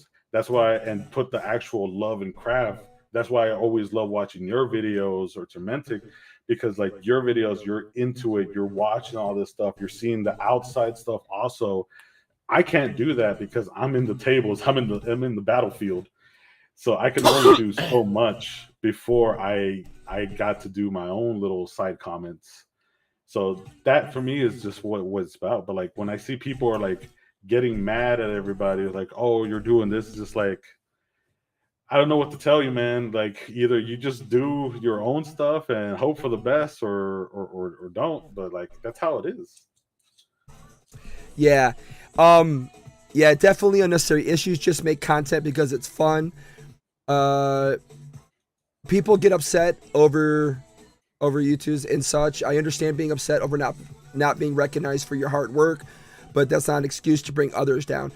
Yeah, Fizzy. I mean, that's kind of what I was saying. I fall into that same trap where, you know, I have allowed some things, you know, I have a lot of people who message me and say things to me, and and sometimes it gets to me a little bit because I'm like, yeah, you know, um, it's like I did all this work and then I didn't get to do this, or I didn't get this, or they didn't say this about this or whatever. And it does kind of sometimes you just got to be careful about letting that happen, even at my age, and I should know better. And I've let things like that happen to me, and it's just like, you know, you only can control what you do, and if they don't invite you, they don't invite you. You know, yeah, I quit Pokemon basically to go all in on MetaZoo, and that's solely because MetaZoo recognized me as being a content creator. And so, yeah, I do feel like, all right, I'm all in. And so I'm going to be, I hope I get your support since I'm making that move. And sometimes you sit back and you're like, oh, you know, am I really all in? You know, and even me, who's gotten to go to all the places, who has been able to get the stuff I have to give back to the community. Even it hits even me sometimes. So it can hit the best of people. Because, you know, sometimes your personal life comes involved too. Oh, yeah. And if you're having difficulties in your personal life, that has an effect on your train of thought and how you feel sometimes. But I have a saying that I made up a long time ago. And it's jealousy and envy are manifestations by those who feel entitled. So the ones who feel jealous and are envious of things are people who feel like they deserved it and they didn't really earn it. And that tends to happen often with people. Some people think they do a lot of work, but if you put your body work against somebody else's body work, it'll pale in comparison. And then there's people who are really killing it and not getting recognized. And those are the people that I want on this channel. I want to help support and bring that out for people, because there's a ton of people who do a lot of great work and they haven't gotten quite there yet. I mean, we did just see Pee-wees in Canada just got recognized.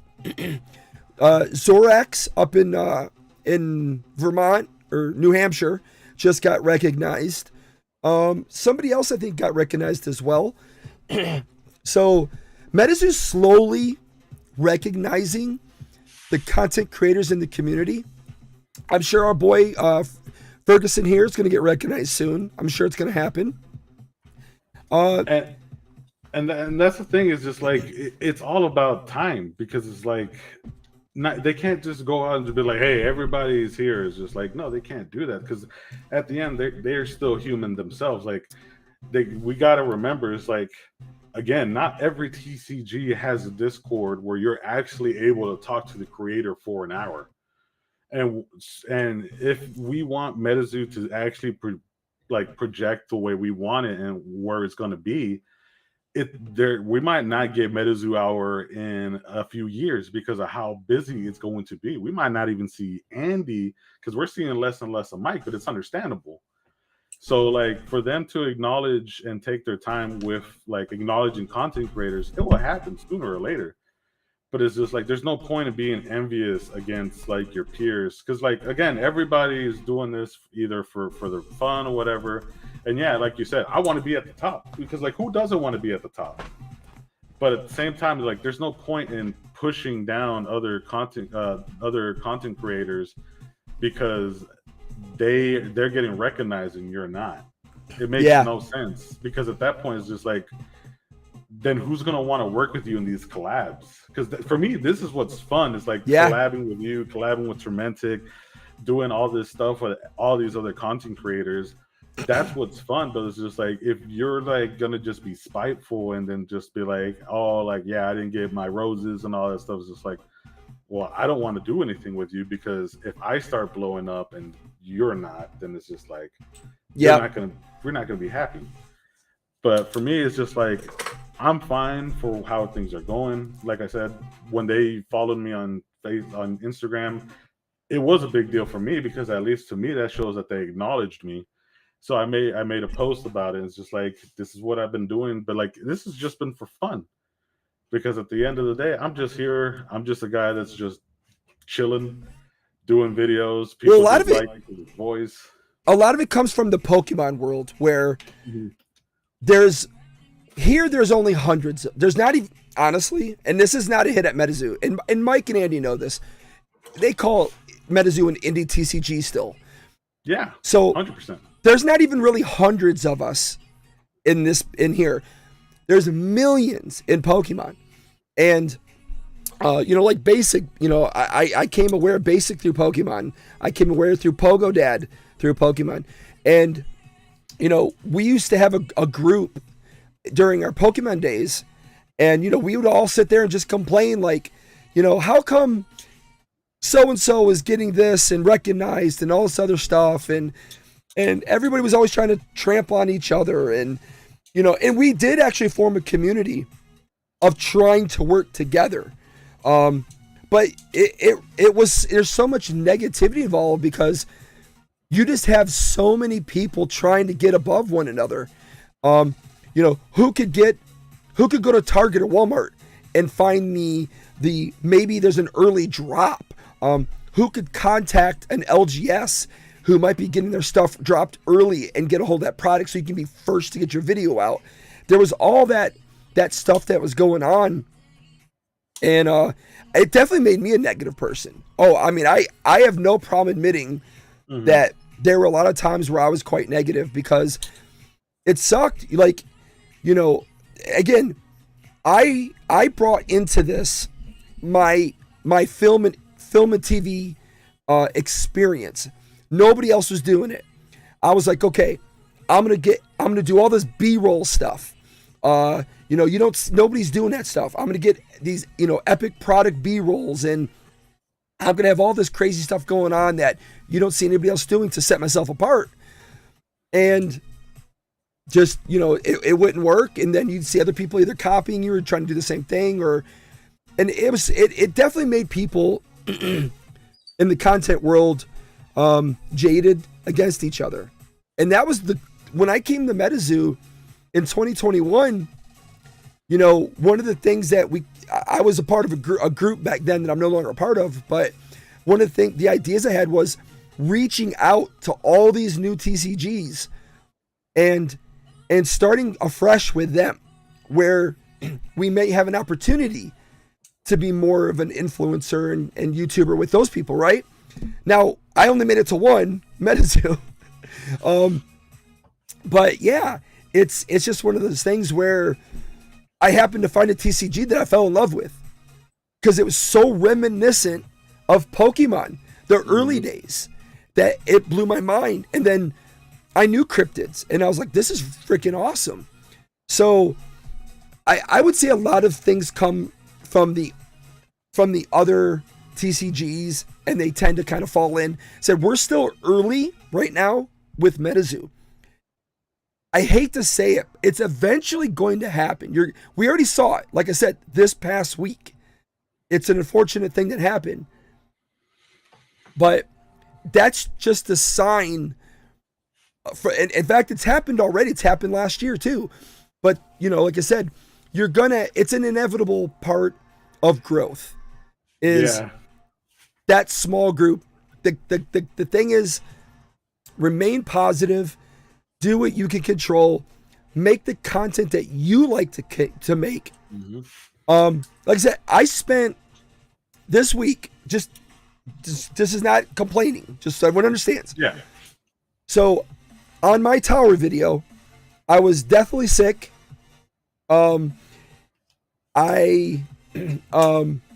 think I put in, I log my hours when I edit. I think I put in around 11 hours of editing into my water tower video. And I did all this, I tried to do as much as I could while I was sick, and it's sitting at 200 views. Now for me, that's really disappointing because I have 2,300 subscribers.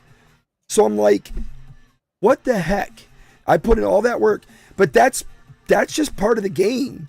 You just have to be happy that that you put it out there. I know my work is solid, and I did a great job. And the funny thing is, last year when I went to Comic-Con or Collecticon, Collecticon invited me to be a content creator for Long Beach. While I was there, I got I got to go up and film a lot of stuff, and I made a I always bring in all these different film and TV aspects to my videos. That's the whole idea behind them. I happened to notice that one of their creators put a video out from Orlando, and I was watching the video. I'm like, holy crap, that looks like my video, like what I do. Just putting that out there. But no, like going back to like how you said, like, and this is what I tell people. And for those people who like have like no faith in MetaZoo and all that stuff, and those people who are like, because like when I did the whole collaboration video, I was getting so many people messaging me saying like, hey, like I do content for MetaZoo, why didn't you reach out for me? It was just like, well, it's like the whole premise was having enough people in the mat to be readable, because that's what one of the problems me and Orion was having, is just like we had a certain amount of people where it was just like, all right, we can probably add like 20-25 people and then that's it. And even me, I was just like, since I wanted to add so many different people from the community, not just content creators, it got to the point where it was just like, well, I can't invite this person, I can't have this person, but I do want to have this person, but I don't want to be biased. I want to get people who I don't know, who people are outside of my own bubble in here, because it's supposed to show love to everybody in the community, big or small. So when I was getting messages, people was telling me, hey, well, why didn't you invite me? Why did blah, blah, blah? Why is this person in here when they weren't in the community that long? It's just like, I just needed to put certain people in there. I'm sorry I didn't get to you. Maybe if I see content, you continue to do content by next year, yeah, maybe I'll reach out again when I do it another one. Or hey, if this is something that you're really passionate about, there's nothing stopping you from making your own video about everybody in the community. And so when I tell people, it's just like when people are criticizing and everything with content creators, it's like MetaZoo's barely technically 2 years old. 2 years old for a TCG. That's why when you said it's an indie TCG, yes, it is. It's still an indie TCG. Yep. So when people are telling me like, oh, MetaPoo, it's like a scam and all this, like, this game's 2 years old. It has a growing fan base. People are traveling all over the US to go to these events. They're having major cash prize tournaments, which big AAA TCGs like Yu-Gi-Oh, Pokemon, and Magic aren't having this size of a tournament where it's like, cool, this year's Caster Cup is like freaking 1.25. Yep. These are life-changing money where you do not see these in other card games. And then with content creators, we're still new. Like, people are going to find it, especially with all these collabs and all these big name brands like eBay and Netflix joining in with MetaZoo now. They're going to be in here, and that's going to spread the name everywhere. So why not rise up with MetaZoo, creating your content? Yeah, they might not acknowledge you, or it might take them forever to even follow you. But it's just like, build your brand along with MetaZoo to the point where it's just like, hey, I know so-and-so, or I see their content so much, to the point where it's just like, oh yeah, you know what? They've been here since day one, and we're like 6-10 years into this game. Why not show them some recognition? So it's up to us to just ride. And that's why I tell everybody, if you want to make content you love. Do content that you feel like you're going to have fun with, that you and your friends can sit down and watch, accept criticism, good or bad, because that's the only way you grow. And that way, when you seeing your progress, you're seeing the work, is just like, I'm doing it because I'm here and I'm making the content and I'm just falling in love with it. Yeah, like, we're still early in this game. This game is just 2 years old. This game is we're still going to see the same people commenting, same people loving everything. No, he has the Mothman right here, the Kickstarter moth. So he's there with it. So he's not alone. Kickstarter moth and other cards. I hate this thing. Absolutely great points, man. Great points for sure. But yeah, so that's why, like, in my videos and in my streams, like Fizzy, she's my mod in my stream. Like, I always end the stream with, since my name's the Demon Fergus, I always end the stream like, if you're a sinner, do a little bit of good out there. If you're a saint, don't be afraid to be a little bit naughty. But everybody spread peace, love, and positivity. If you follow by those things, you're never going to be disappointed. You're always going to be who you are. Because for me, I don't care who you are in this world. Just respect everybody and do you. Yep, absolutely, 100%. Stamp it, put it in the bank. That's 100% correct, man.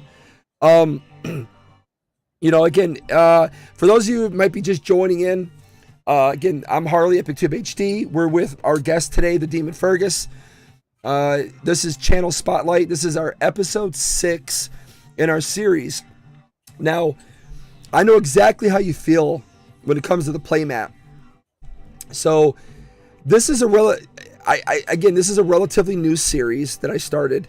Again, something I tried to implement last year. I just couldn't get it off the ground. Finally, I'm able to do it. And I've had a couple people message me asking me if they could come on. And you know, you have a responsibility as well as, you know, let's just say the person that we were talking about this week, I was to have that person on, and then that incident happened. So you definitely have to be careful about who you're collaborating with sometimes. And I know people don't like to hear that, but you just don't know. I mean, remember, it was just last year, some of the biggest content creators in MetaZoo are no longer here.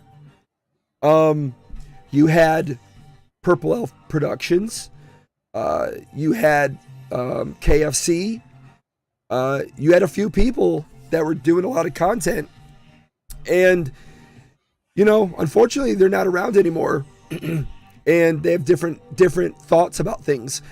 And so, when we look at who we need to collaborate with or who we want to go with, you know, I am being very meticulous in who I first bring on, because I don't know enough people on a level I feel comfortable with coming on my channel, my brand, because this is a brand for me. Yep. EpicTube HD is my brand. 100%. And I just got to make sure that I have the right people coming on. And there's so many, again, new people coming in.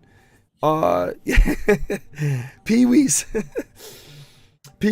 Ted's Basement, Doc Travis. Well, Ted is a great example of what I'm talking about right now. Ted wanted to really be open to everybody. But because Ted did that, those people that you wouldn't want coming in to collab with came in and hurt him. And that's why he ended up backing out of MetaZoo and some other things.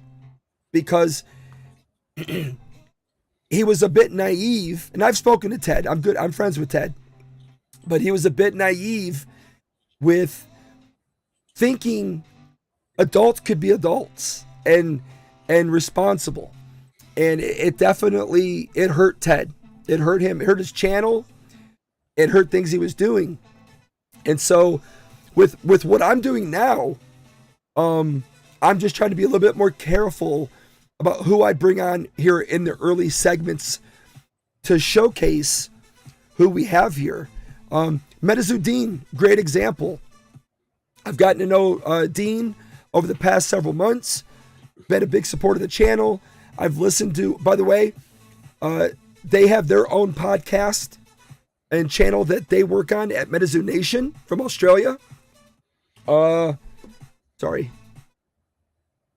Getting dry. No, but yeah, and I felt comfortable enough to bring Dean on. You know, again, it's just one of those things where it's one of those things where, you know, you got a responsibility, and MetaZoo has labeled me as an influencer and a content creator. So I feel like I have a responsibility I owe to MetaZoo to make sure that anybody I bring on is going to represent both my brand and MetaZoo in a very positive light.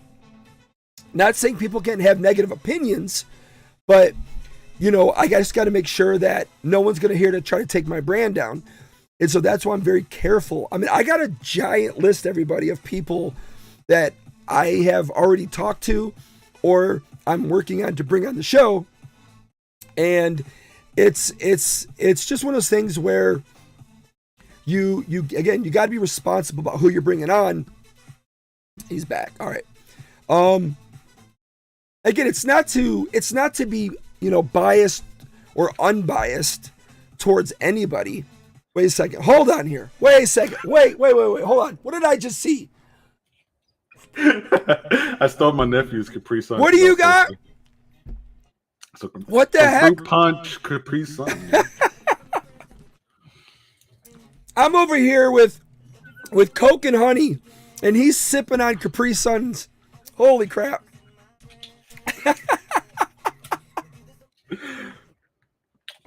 Got to get the hydration in. That is too funny, bro.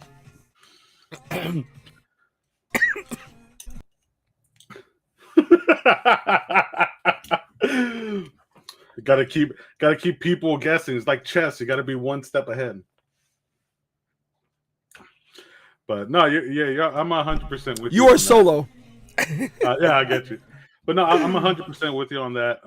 Because like when I started doing the whole thing of the playmat, it kind of showed me a lot how people were. Because once I did the playmat and I announced it and I brought it out, when I started seeing certain content creators on how they acted, and they were like, "Oh, well, you should have had me in there because so and so just barely got in, and they're not great for the business." I'm just like, they were respectful 100%. You're the one coming after me, acting like a for not being included in the video. It's just like, I don't see the intention on that.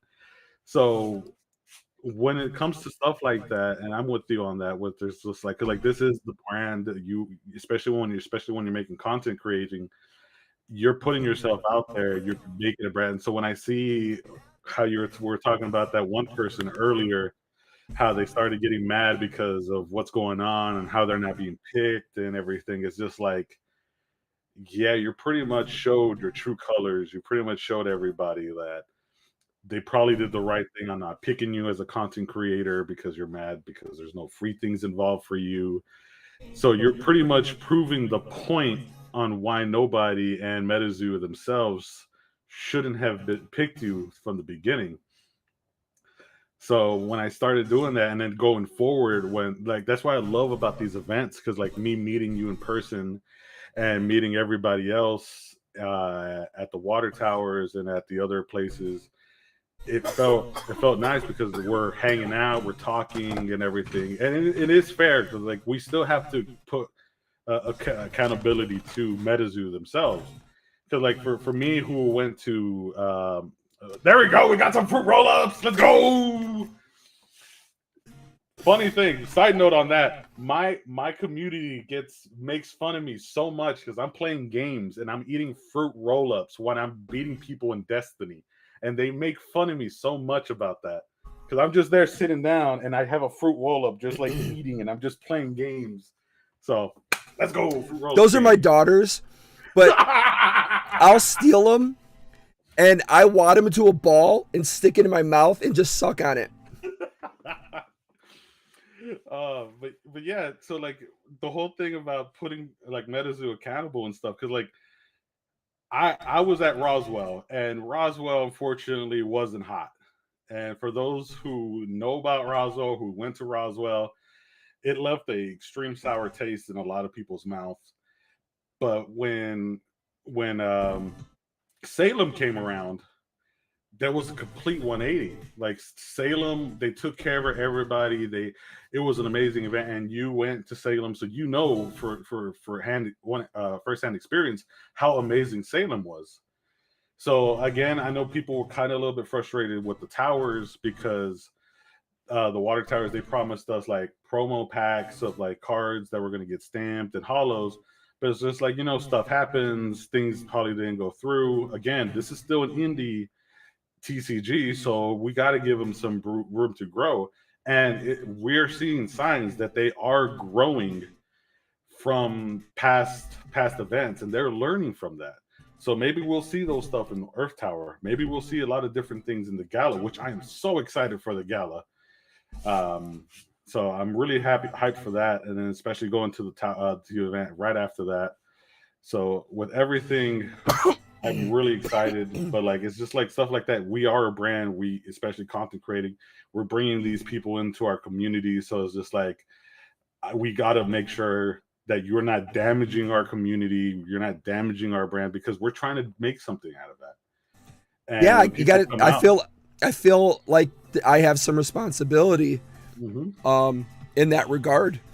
And again, as someone who MetaZoo, you know, again, they sent me the influencer card, which I was really shocked to get. I didn't think I was going to get that. And talking about the fruit. That definitely put a lot of weight on my shoulders, because I felt like, you know, now I got to really live up to this thing, because I think at the time I was the second person to get it, outside of Bailey at LPA. And so I'm not going to say things went to my head, because I don't think they did, but I did feel like I had a responsibility. And I don't like the word influencer, but ultimately you do have an impact on people, whether you like it or not. It's just like in the acting world, right? When I go audition for a job, you can be the best actor in the room. They're looking for other attributes. If I get you on my show, and you got to go on a press junket, can we trust you in front of, you know, the world's press to say the right things? Can we trust you that you won't hurt our movie or our TV show? There's all these different variables that come into play. And so that's one attribute that people have to understand as a content creator, is you are an influencer as well. Whether you like it or not, it comes with the territory. So, you know, like I said, people are listening to you. They're maybe going off your word. That's why I think a lot of times I'm quiet on things. I know people are going to find that funny because I talk so much. I'm the same way, bro. I am 100% the same way. I could be the loudest person in the room, and I can be the most quietest person that you wouldn't even know I'm there. Because I don't want to say the wrong thing, and I have said the wrong thing before. And it's like, okay, well, there's some credibility that comes with what you say. So, for instance, a lot of people love Argos because he brings credibility to what he's putting out there. And that, again, he has, being a partner store, he has, access to information that makes him a little bit more credible. And the fact that he also does a lot more stuff than I do and other content creators do allows him to have an opinion on things and voice it. And its credibility comes with that. If I were to tell you, hey, you shouldn't be grading this because of blah, blah, blah. And then someone goes, well, how many slabs do you have? 3? Yeah. Well, kind of a lack credibility there. So just like gameplay, I'm learning gameplay for the specific reason of people having credibility in what I say, because then they're like, oh, he kind of knows what he's talking about a little bit. And I think I've been earning that a bit more. But in the beginning, oh crap, after Caster's Cup, when I first interviewed Metakai, he was the first person I interviewed. I can't tell you how scared I was to talk to him. I was so scared to talk to Dylan because I'm like, I know basically nothing about the game. How am I going to talk to this guy who just won And like, what am I going to talk to him about? Well, I found different ways to talk to him. But it's scared the crap out of me, man. Scared the crap out of me. Because, people are going to be expecting to probably hear more of a game fluid conversation. And I was just scared to death of it. Whereas now, I can definitely hold a conversation with somebody more about game mechanics and stuff.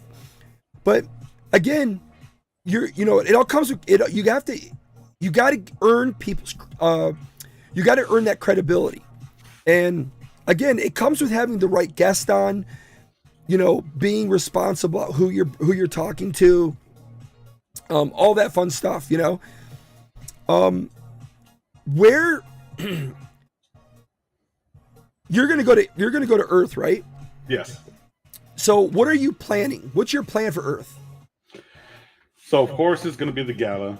I'm not trying to get too once I get there, get the fun out and everything.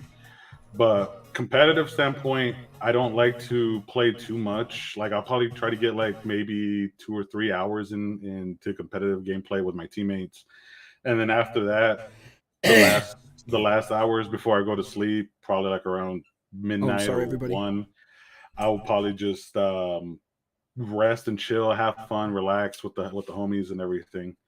Because it's like you don't want to outburn yourself, you don't want to overdo it, especially when it comes to these kind of events where it's like, cool, you're playtesting, but then you're like, maybe I need to add this to my deck, or maybe I have to do this, and then out of nowhere you have a complete different deck, and then you don't want to second guess yourself at that point. So I like to do all my playtesting like now to the last week. Then the week before, I like to play, like right now my second game is One Piece. That's my side game where I like to play competitive a little bit, but more casual with my friends and some of my family members, and do that. And then once it gets down to it, play test a little bit more once I get to the main event. And then right there at that point, it's just like, all right, cool. I need to see if I got what it takes, and just hype myself up and hype my teammates up and get it going. Do you think they're gonna make? Do you think they're gonna make native legal? I think they said that they are.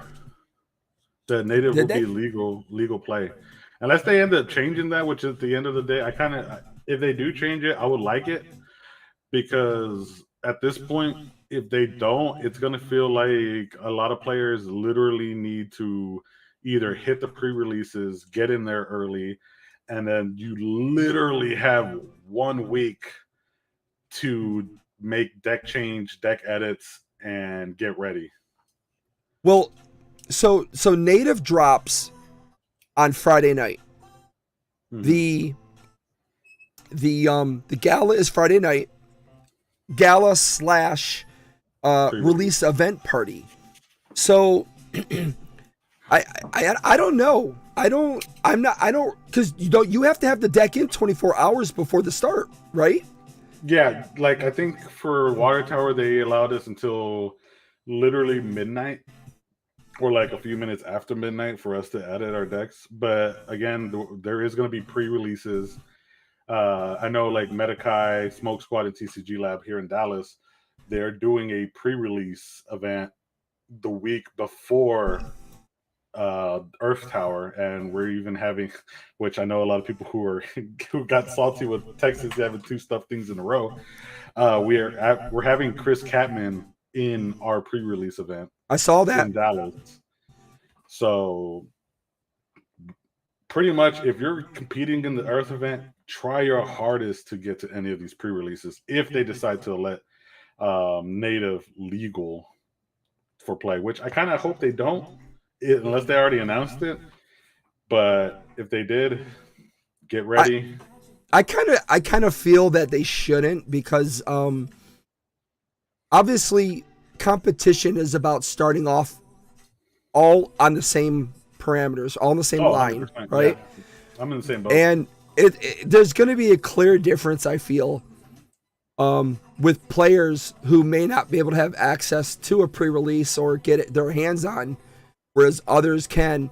And so I don't feel like, in my opinion, there's enough time there for everyone to have the ability to get up to the same, get up to par with each other.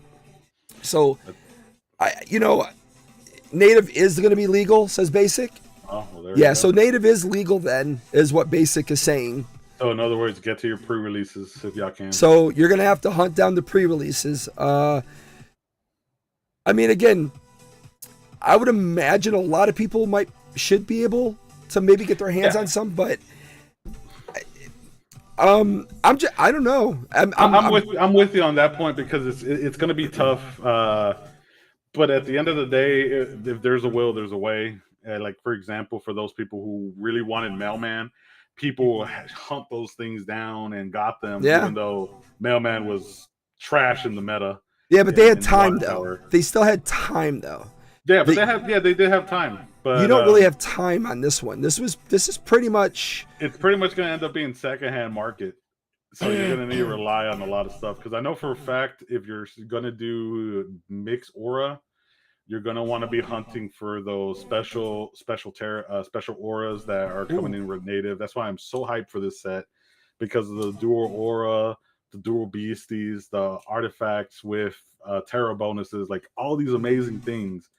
That's why I was kind of hoping that they didn't add it to legal play here for Towers, because of how it's going to be and how we got to do our research, look at all these cards, even though it is exciting because it's going to make a whole new avenue of cards that are going to be everywhere.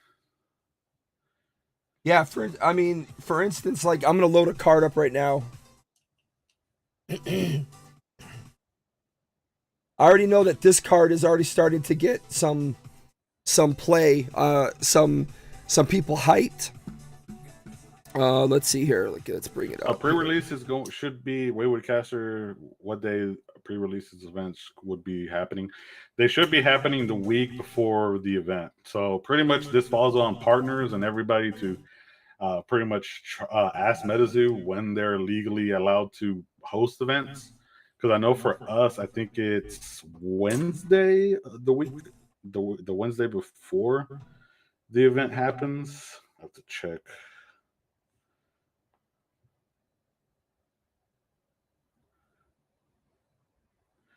Let me check Kai's thing. Yeah, April 12th.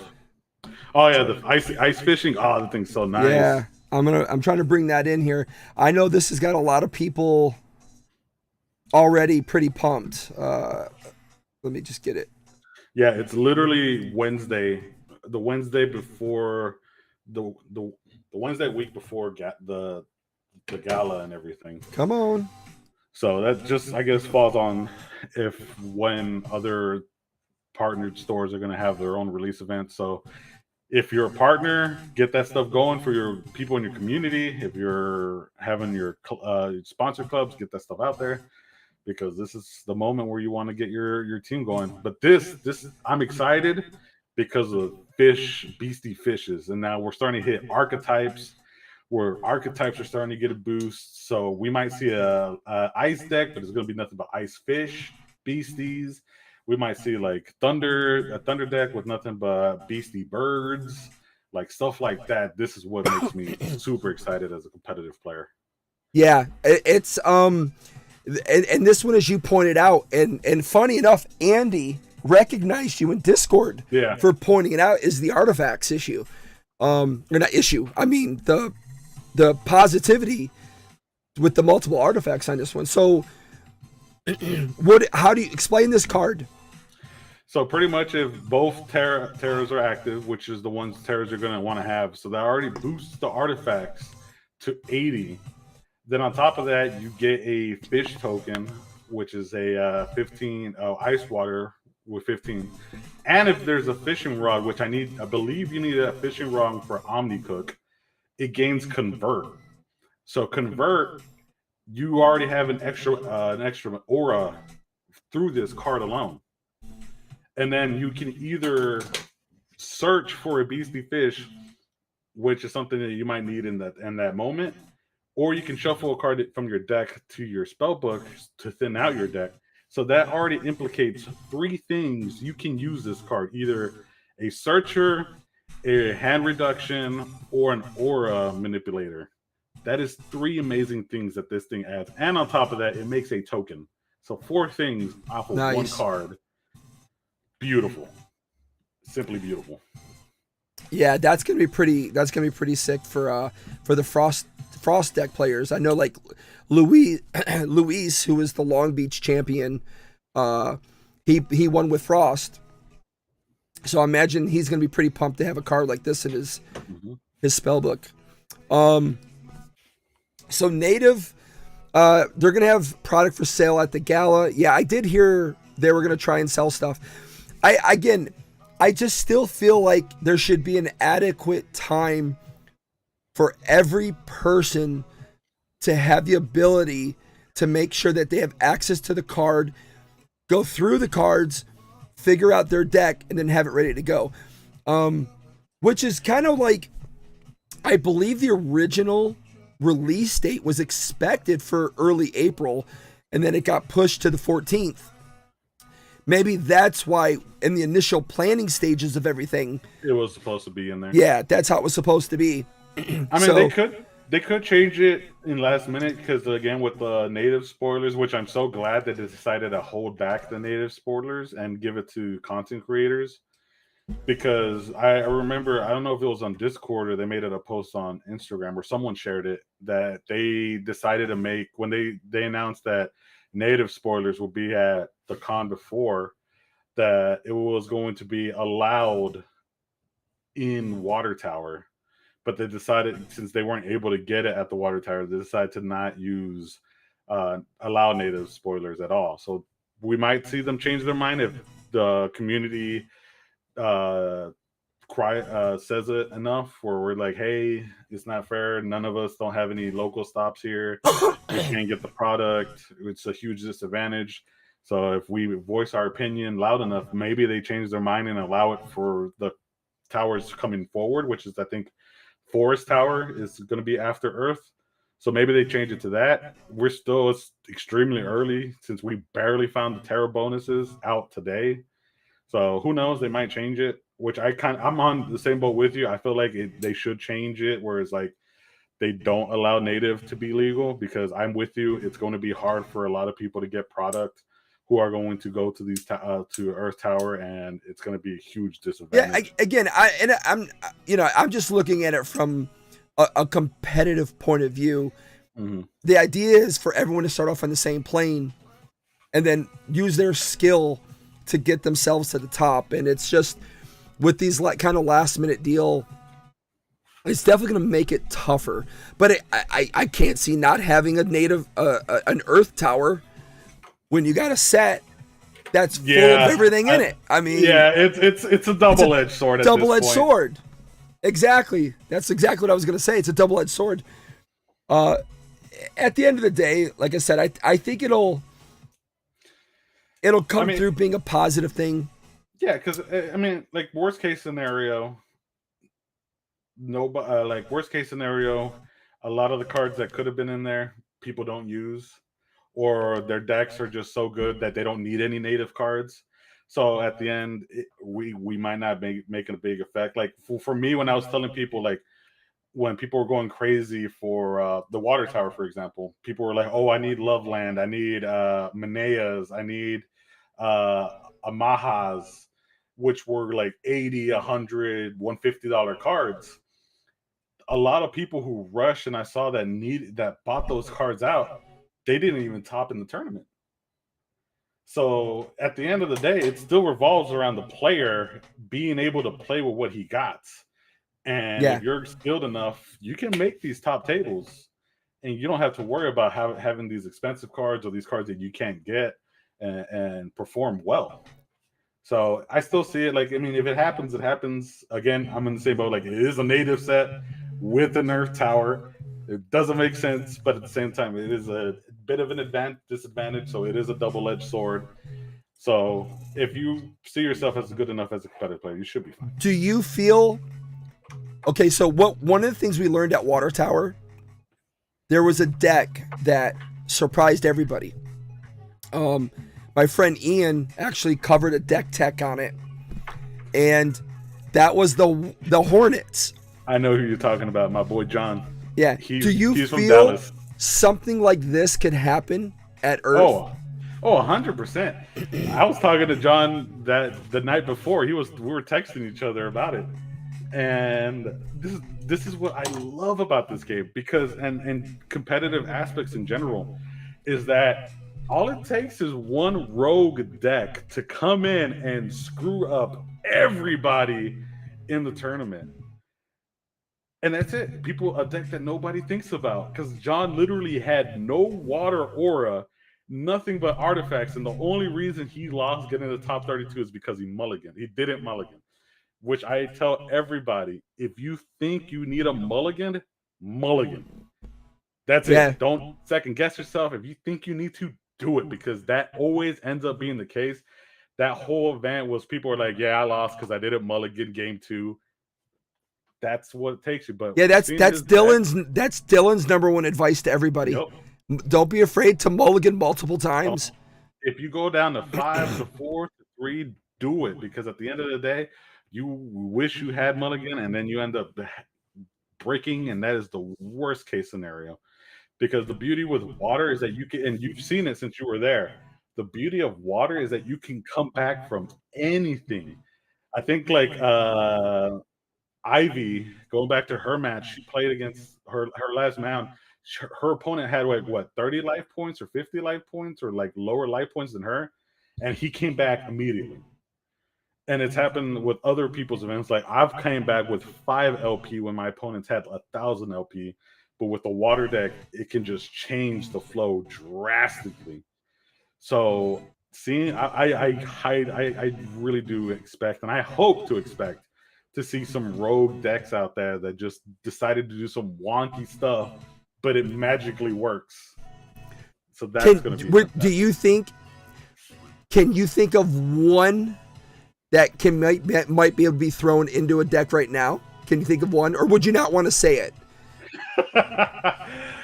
I could definitely see if there's some good competitive players, I can definitely see a Fearsome Critters deck come out of nowhere. It might be chunky, but depending on the Earth aura, if we see a special Earth and Forest aura deck, we can definitely see some Fearsome Critters because of Cactus Cat. Because Cactus Cat is, so for those of you who come into the Earth Tower and didn't know this, here you go, some knowledge. Cactus Cat is literally hitting 180 in base attack. And I'm pretty sure it's base attack. So with it being a Fearsome Critter, having all the other ones like Gumbaroo and all that stuff just to boost it up, it's gonna be disgusting. So, but I'm really interested, because Earth, the reason why people didn't run Earth to begin with is because it was way too many heavy hitters with like 5, 6, 8 drop beasties, but like it took so long to bring them out. And you had all these other guys with like water and lightning who were able to dish out, and then Fearsome Critters who were able to bring out 1 drops and then be able to swing for like 100 or 200. It was just like Earth was lacking. But with Native and what we're seeing so far with all these new spoilers, chef kisses. Yeah, I see MetaZoo and Dean are saying both water and earth to make a combo. Yep, because we got the Loveland from the release from the starter deck that's earth and water that can give a status indicator. Yeah, I've heard of that one already. It'll be interesting, and then of course you got to stay within the 60% rule as well. Yep. So, which I'm so surprised that it took so many people out from the event. We had somebody from top 32 get disqualified because I know they didn't see, and then unfortunately our boy Moldy got DQ'd because his deck was unratioed. And then we had people who were entering the event that were like, "Hey, your deck's unratioed." Like, that hurt so much to drive or fly hours just to be told your deck is not ratioed, but it's the terms. Well, I had actually did an interview with him literally right before the match. And I do know he was a bit on the nervous side. that may have played, a role Yeah. in what happened. But I also heard it was some miscommunication regarding Yeah, grabbing the from side what he deck. told me. Yeah, that's what he told me. He heard to submit the deck to check if it's Yeah. ratioed, and then he can re-edit. And the unfortunate part is just like, hey, you submitted it, so it's the whole thing. I will say this though, and this is the only kind of criticism I have with the judges, but also the community that I saw at the top 32 on day 2 is that people need to respect, and this is coming from a competitive player too, is just like people need to respect the gameplay that's going on. So when I see like I don't ever mind seeing like a huge crowd gathering over because you want to see what's going on. But when people were like talking, having side conversation, and then it started getting loud at nowhere, I literally told the judges like, hey, don't you think it's getting a little bit too loud right here? Because these kind of things could happen, and the last thing you want to happen is you hear somebody behind you say like, oh yeah, pass turn, and they're talking about their own gameplay, and then you think it's your opponent and you draw or you do something, and then your opponent's like, hey, I didn't do anything. Like, what do you mean? I literally just heard you say pass game. It's just like, I didn't say anything. And then that screws up the whole match completely. It's really ironic that you bring that up. So when I was filming and I noticed the same thing. I'm like, I know everybody wants to see what's going on. And I'm kind of surprised they're allowing everyone to be. Now, obviously, if you're at the top 2 tables, you can kind of be cordoned off. But when you're at the mass tables, you're all together.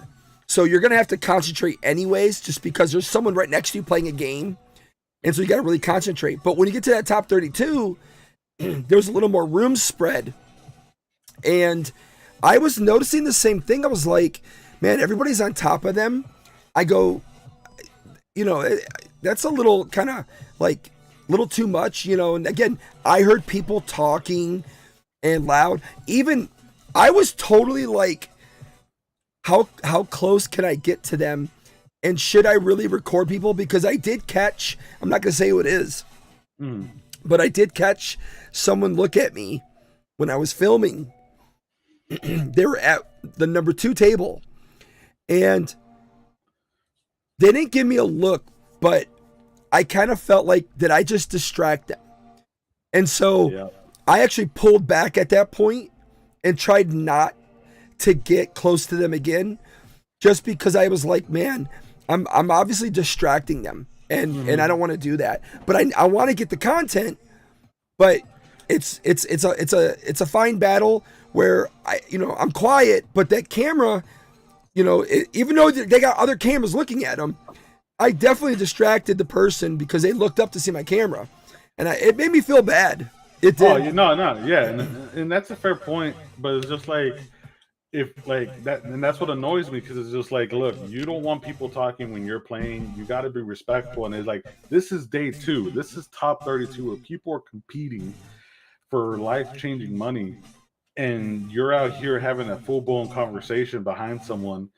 And then also, like, once you're too close, like, you might not know who's behind you, because for me as a competitive player, I don't know who's behind me. And when people circle up around me, that might be a teammate telling them, hey, like, he has something, or something's going on. He has something, a response in your hand. That's the least thing I want to worry about, is like, cool, I have someone in front of me who I'm playing, and then I have to worry about the people behind me who can potentially cheat for the opposing player. I don't want that around me. And then when people are having these conversations, exactly, and all that stuff, that's why, like, there has to be a fine point. Like, that's why it's like, cool, I understand, like, be on the side of the players watching, because you want to see the gameplay. You just don't want to see top 4 players. You want to see the other players. You want to see your teammate, and that's all fine.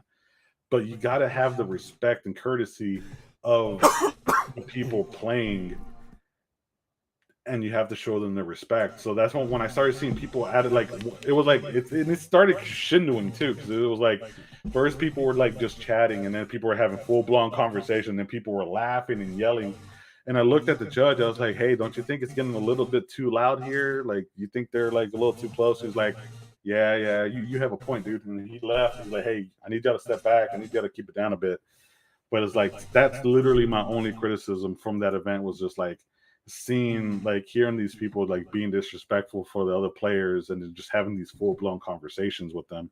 It's just like, come on, guys. Like, these people are fucking playing. Like, we get it. You guys are done. If y'all want to talk, go to the peanut gallery in the middle and watch from there. But like, these people deserve your respect.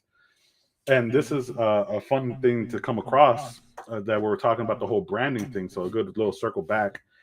Because when people ask me, how do I get sponsored? How are you sponsored to these events, to these tournaments? It's like, we're not just judging you from how you're playing at these events. Like, yeah, of course people want to sponsor winners and all that stuff, but they're looking at your demeanor. They're looking at how you perform, how you're acting outside of these events, because you're representing these teams, these sponsored teams.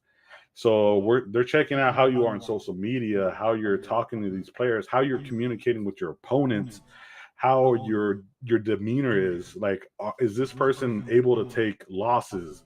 Is this person a graceful winner? Yeah. Is this person having fun with his matches? Do we want to play test with this guy? Like, all these things take into account. So when you're out here like messing around and not being courteous to other competitive players, or you're acting really salty, or you're being like rude to your opponent, those are the things that sponsors look at. And this is like, hey, yeah, he's a good player, but the way he treats his opponents and the way he treats the staff or the judges and everything, or like others, representation, like, hey, of the team. Yeah, we want nothing to be a part of that. So those are the things that they look into taking into account, because your name as a competitive player travels through all these events, because your name continually gets repeated. Like, for example, when I was at Salem, there was some guys that were just like, oh great, it's another content creator. And then one of the people that recognized me, they're like, hey, do you know that guy's ranked 14 in the whole US? And I was like, I am? So I didn't even know. But and then I was just joking and talking with them. And then at the event, they were like, all right, Mr. 14, let's play, or it was just a fluke. I was just like, all right, cool. And I'm here playing the guy. I'm having fun. This guy is getting really mad. But like, stuff like that is just like, people know me as a competitive player because I don't really show my face in a lot of my content. So they recognize me from my voice or by my actual name, or in the MetaZoo leaderboards. So stuff like that, you have to keep an account. So if you want to be sponsored, you want to go to all these events and do all these things, you got to put yourself and think of yourself as a brand and how you push yourself out to the community. So just like how you said it, we are a brand. We are putting ourselves. We are influencing, even as competitive players. People look up to that and they judge that. So if you're like out here acting a fool and doing all this stuff and treating people like shit, they're just like, sit my team, go. Yeah, I mean, but the first thing I do when I talk to Mike about the events is I'm asking for permission to film, because I want to make sure that I have the ability to walk around and get and film people.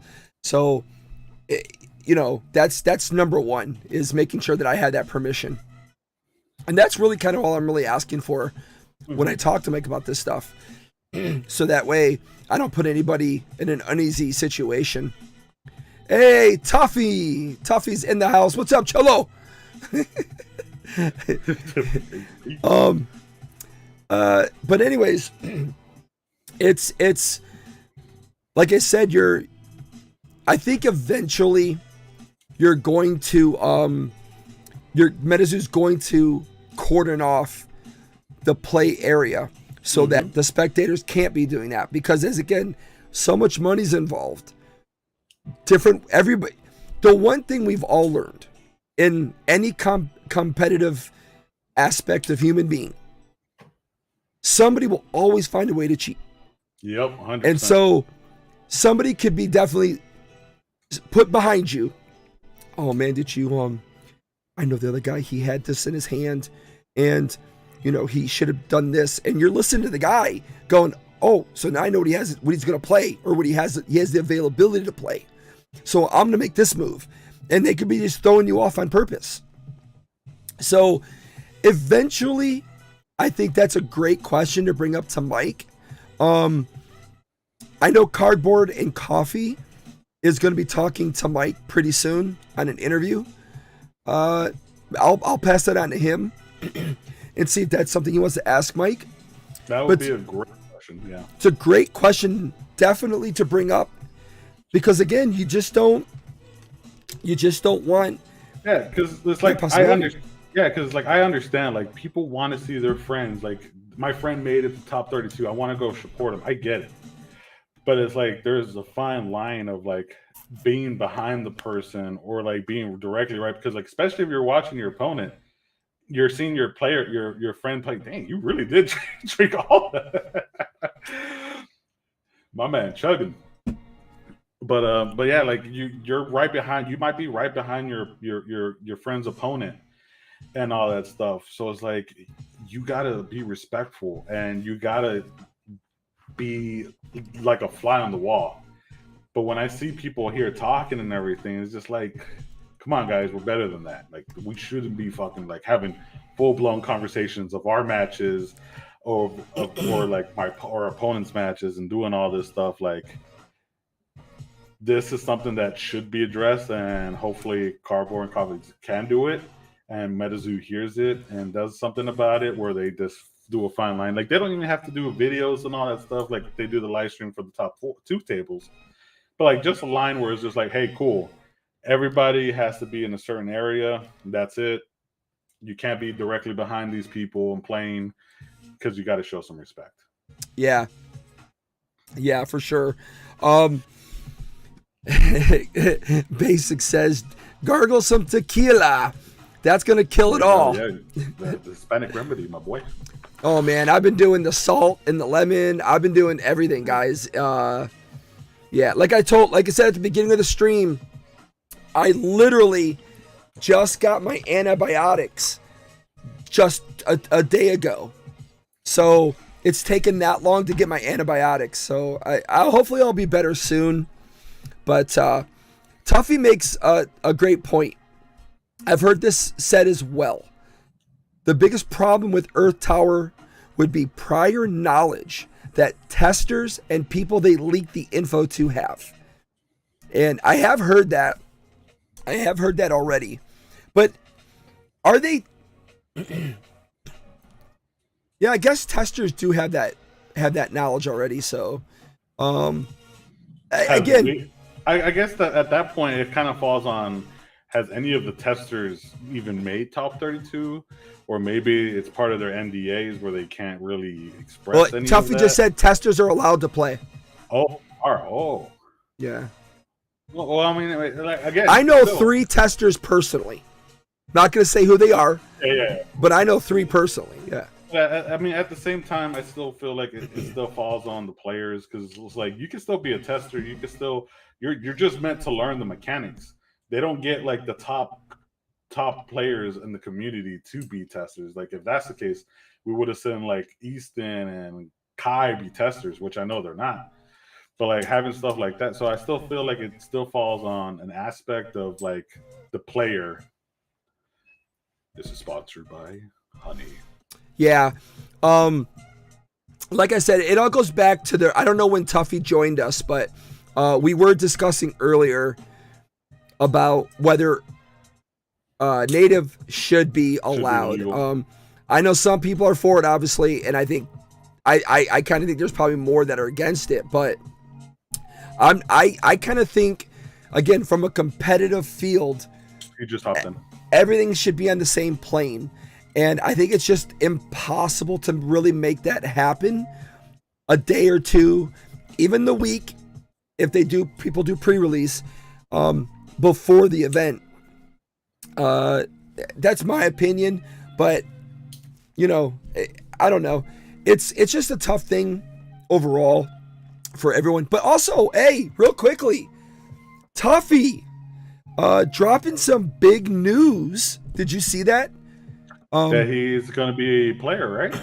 He is no longer, he's not going to be judging, and he is separating from Metaversity, for what he helped co-founded, so he can become a professional toughie in the house. I'll be seeing Tuffy in the battlefield. Yeah. I'm excited. You know, I want to bring up another thing too about the judges. Bats in particular. Bats loves the camera. Oh. Bats loves the camra. Don't get me started on bats. When I was hold on. I wanted to laugh and it got coughed. So if you watch my video, my towers, or you watch the Rusty Rangers video, or Cardboard and Coffee, or Tormentic's video, the one common denominator you see in the videos is bats always smiling at the camera. Hi. Oh man, I love it. It's just funny though. Bats bullies me.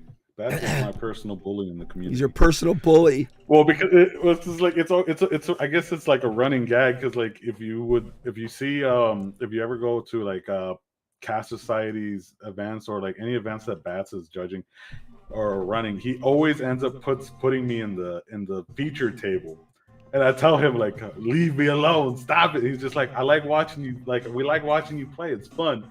I was just like, yeah, but you putting all the light on me, I can't cheat. So Oh, can we edit that part out? Can't cheat. but no, I love Bats. He's my boy. But like, yeah, the judges are like always the MVPs on a lot of them, because they all love to play. Like I know, like it's always a again another double-edged sword, because I know all of them always want to play, and they try to go to any events. That's why, like for us, we have like Kurt and then Bats, and then here we always like to travel to each other's events, because this gives other judges chances to play, because they're the same way. They just love playing the game as much as we do. And I always love playing against Bats because we always have fun times. Like he has this amazing chibi deck that he made, and he actually won a medals tournament with that deck. And I remember since Long Beach, he even telling me that when we played against each other, he's like, I'm gonna win an event with this chibi deck and nobody's gonna see it coming. And the man does it, and I was so hyped for him. So like seeing all that, and then seeing them actually being there, and the judges were the MVPs of the events. Every event they've always are. They're always they're the goats of the community. So I forgot to ask you in the very beginning of the talk here. So what team are you actually with? So I was with Smoke Squad for a good while. So I wasn't really initially in a team. I just like to represent them a lot because they're just my friends.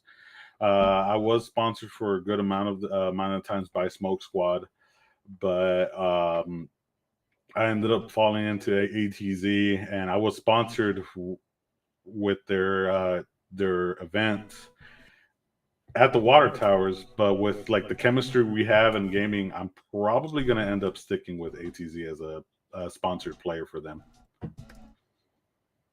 Oh, okay. So what I just recently only heard of ATZ. Actually, I wasn't actually aware that they were a team. Yeah, so they're called After the Zoo, and they're pretty big guys in the Facebook's community, because Noe and Martin, they do a lot of tradings and they get a lot of signature done because they go to a lot of cons and events and everything. And with a lot of the tournaments we had in Denver, where I got top 8 or top 16, and then we had one of the partner players, Damien, ended up winning that event. Then this event, we had both Damien and MetaZoo Chef ended up getting top 16 and top 32. So it's a good group of guys, and I like that we're all here based in Dallas, so we can all play test. Besides Chef, he's in New York. Was there any reason why you're not with Caster Society, or? I'm with them with content, which I'm going to starting next month bring back the cryptid lures of. Yeah, I was wondering. I think I was going to ask you what happened to that. So again, like once I started going to a lot of events and I started going to all these tournaments, I lost time to like, because I was like, all right, cool. I would do my 1 minute videos and combine them and then do uh, exclusive videos for Clash Society's YouTube. But then I was like, all right, cool. And then I was like, hey, do you want to go to this event? We'll sponsor you and all this stuff. So I would go with Smoke Squad and go to all these events. And it started going to the point where it's just like I had to pretty much sacrifice one thing for another. So it got less and less. I was able to do the crypto lures because I like doing the research, because a lot of it, most of the times, I already have the knowledge of it. But I like having the dates and where these creatures are from, finding like images and artworks for all these things. And I started getting a little bit better with editing, like how I posted for, I think one of my favorite ones was the Crossroads, where it was for Cryptonation, that was based on the Crossroads demon, where people go to Crossroads and make a deal, where one of the most famous blues players even sings about hellhounds and the Crossroads demon. So stuff like that, I get the songs, and I pretty much do my due diligence to make it more. And of course, it's tied with like supernatural and all that stuff. So it's like cool things like that is just like I love it. But like starting next month, they're gonna be coming back periodically and like weekly, because now I'm like trying to get a good amount recorded now for them. I can have stuff going for that. No, I completely feel you. I was just really burned out after Salem, because I was still shifting through a lot of Comic-Con footage and a lot of Salem footage I shot. And with the holidays coming up, with all the things that were going on, I was just really burnt out. And I really didn't put much content out. Pretty much November, end of November, kind of December. I was doing the shorts in December, really. But as full as real content goes, I was just taking a break. Like, even into January, I took kind of a break in January, actually. I wasn't putting as much content out. Just trying to recover. It takes a lot out of you. Traveling, going to the events. Yeah, that's what pretty much got me, because I've never done so much traveling for any other card game besides MetaZoo. So it was just like, it took a lot out of me. Well, we've been going at this now for a long time. It's 2 hours and 45 minutes. Longer than I thought we were probably going to go, especially with my voice. Yeah. I really did. I told you, guys, before we went live, I told them, I was like, I'm probably not going to talk much. You're going to have to take over. You're just going to have to run this thing, because I'm not going to be able to make it. I did not want to cancel. I really thought I would be better by today. I really did. And there's just no way I was going to cancel. You know, real life, you have to go to work sometimes. And hopefully my voice didn't kill too many people's ears. I don't know. Other than that, I'm still waiting to hear back if I am invited to Native. I don't know yet. I haven't received anything. Obviously, I didn't fill any paperwork out. I never do, because I'm not a competitor. So I don't know anything about the gala yet. I don't know if I'm invited to the, it's also a release event party, and I've been to all the release event parties so far. But I just don't know if I'm going to be going quite yet. However, I have made plans to go just in case. So, I hopefully will be there. That's all I know. Otherwise, yeah, that's pretty much it. But thank you so much. I greatly appreciate it. Basic, he'll be my +1. No, sweet. Let's go. There you go. As long as I don't got to wear a dress, I'm fine. Yeah, I'm trying to lose weight again. I'm trying to lose my weight, man. I put way too much weight on this past year. Crazy amount. I've put on about 45 pounds this year. So crazy, man. It drives me nuts. In fact, I was I saw in the Rusty Rangers video, I saw myself and I got so depressed. I was like, holy crap, man. I'm with you on that. I look at those videos, just like, damn. Yeah. I'm like, yeah. Okay. I'm just like, come on, man. I got to be better than that. So I'm working on it. Sounds like we need some training sessions. Time to turn you into a master. Some workout montages for, and then at the end, but like, I know, right? Only film from here. And then even then, I got to get rid of that. But no, thank you to everybody for coming out. I greatly appreciate you guys. All of our moderators, of course, Pogo Dad, MetaZoo Dean, Chasing Summer, who else? I hate to forget people. Joker's Favor, all you guys for showing up. Everybody in the chat, thank you guys so much. And of course, big shout out, thank you to the Demon Fergus, everybody. Make sure to follow him. Instagram. Are you doing TikTok still? Yeah. Still doing TikTok? Okay. I kind of laid off TikTok. I really don't like TikTok.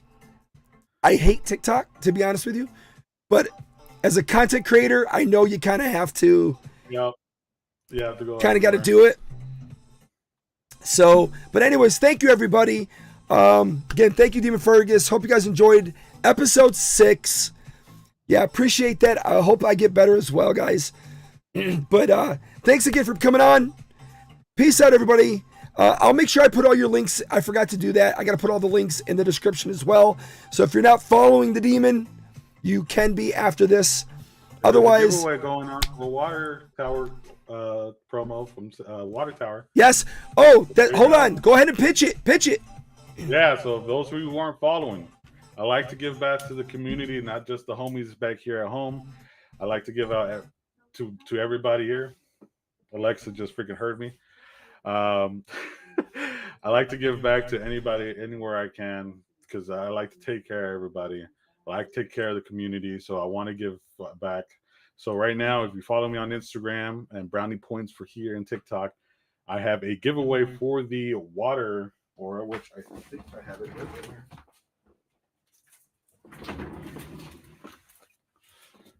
Right here, we got the Loveland promo that I'll be giving out this Sunday with 2 LGS promos for second and third. So 3 giveaways. 2 people will win an LGS, and then 1 person will win this lovely medal. Promo. So all you have to do is just follow, because I like giving back to people. And I'll probably end up doing this for every other Towers event. So stay tuned. Yes, definitely. Make sure you guys want to get in on that. I got to work this week on getting a lot of the giveaways I did over the past 2 weeks out as well. And again, yeah, hopefully I get invited to Native. Hopefully I get to do the same thing and maybe bring some fun stuff home for people again and do the same thing. So, but that's going to do it, everybody. Greatly appreciate it. Demon Fergus, thank you so much, my guy. Yeah, man. Thanks for having me. This was so much fun. I can't wait to see you at the Towers. And I wish I was better. I wish I had more energy. I wish I had a better voice. I had a lot more questions to ask you. I was thinking about going into the One Piece and some of the other stuff I know you're doing, but I'm toast. I love Nami. But yeah. No, man, I love it. Can't wait to do another one. Can't wait to see you at the Towers. Can't wait to see everybody. If you see me, don't be afraid to. Now that you know who I am, because I know a lot of people are like, "Are you the Demon?" So it's just like, now you know who I am. So don't be afraid to ask, talk to me. I love meeting everybody. If you want to take pictures, I'm down for it. So thank you so much, Harley, for having me here. The awesome host. And I'll see you guys on the next one. Definitely. Well, you have a good one, bro. Take it easy, my guy. See ya. Once again, everyone, thank you so much for putting up with me and my illness. I know people say you shouldn't do these things when you're sick, but like I said, I have that mentality of you go to work sick. This is kind of like what I'm doing. This is my thing. So, but thank you again to everybody, my moderators, all of you for showing up. Thank you so much. Episode 6. Hopefully next week we will have episode 7 and a new guest. Again, I do have a lineup, believe it or not. And yeah, we'll reveal that later on. Enjoy the Earth. Oh, I got an Earth spoiler coming, by the way. Is it next week? Wait, when do I spoil? Yeah, well, I guess I can spoil it then. So next Wednesday, I don't have a time yet. It'll either be 8 or 9 p.m. I will be on with the one and only Cardboard and Coffee, Ian, also known as Cryptid Nation News, and we will be showing off a spoiler, not the next spoiler, because there'll be some more spoilers in between. But I'll get to show off my spoiler, and we'll do it here on the show live. So I'll look to see you guys then. I should be live Sunday, only if I'm feeling better, guys. If I still don't have a voice, I'm going to take this Sunday off, and I'll see you on Wednesday. But other than that, that's it, everyone. Thank you for showing up. Don't forget to smash the like button, subscribe to the channel, and turn your notifications on, everyone. Also, check out the water tower video I did. And also the mic interview. I also did that as well. And yeah, that's it, everyone. Hope you guys feel better, too, for listening to me. Peace out, everyone.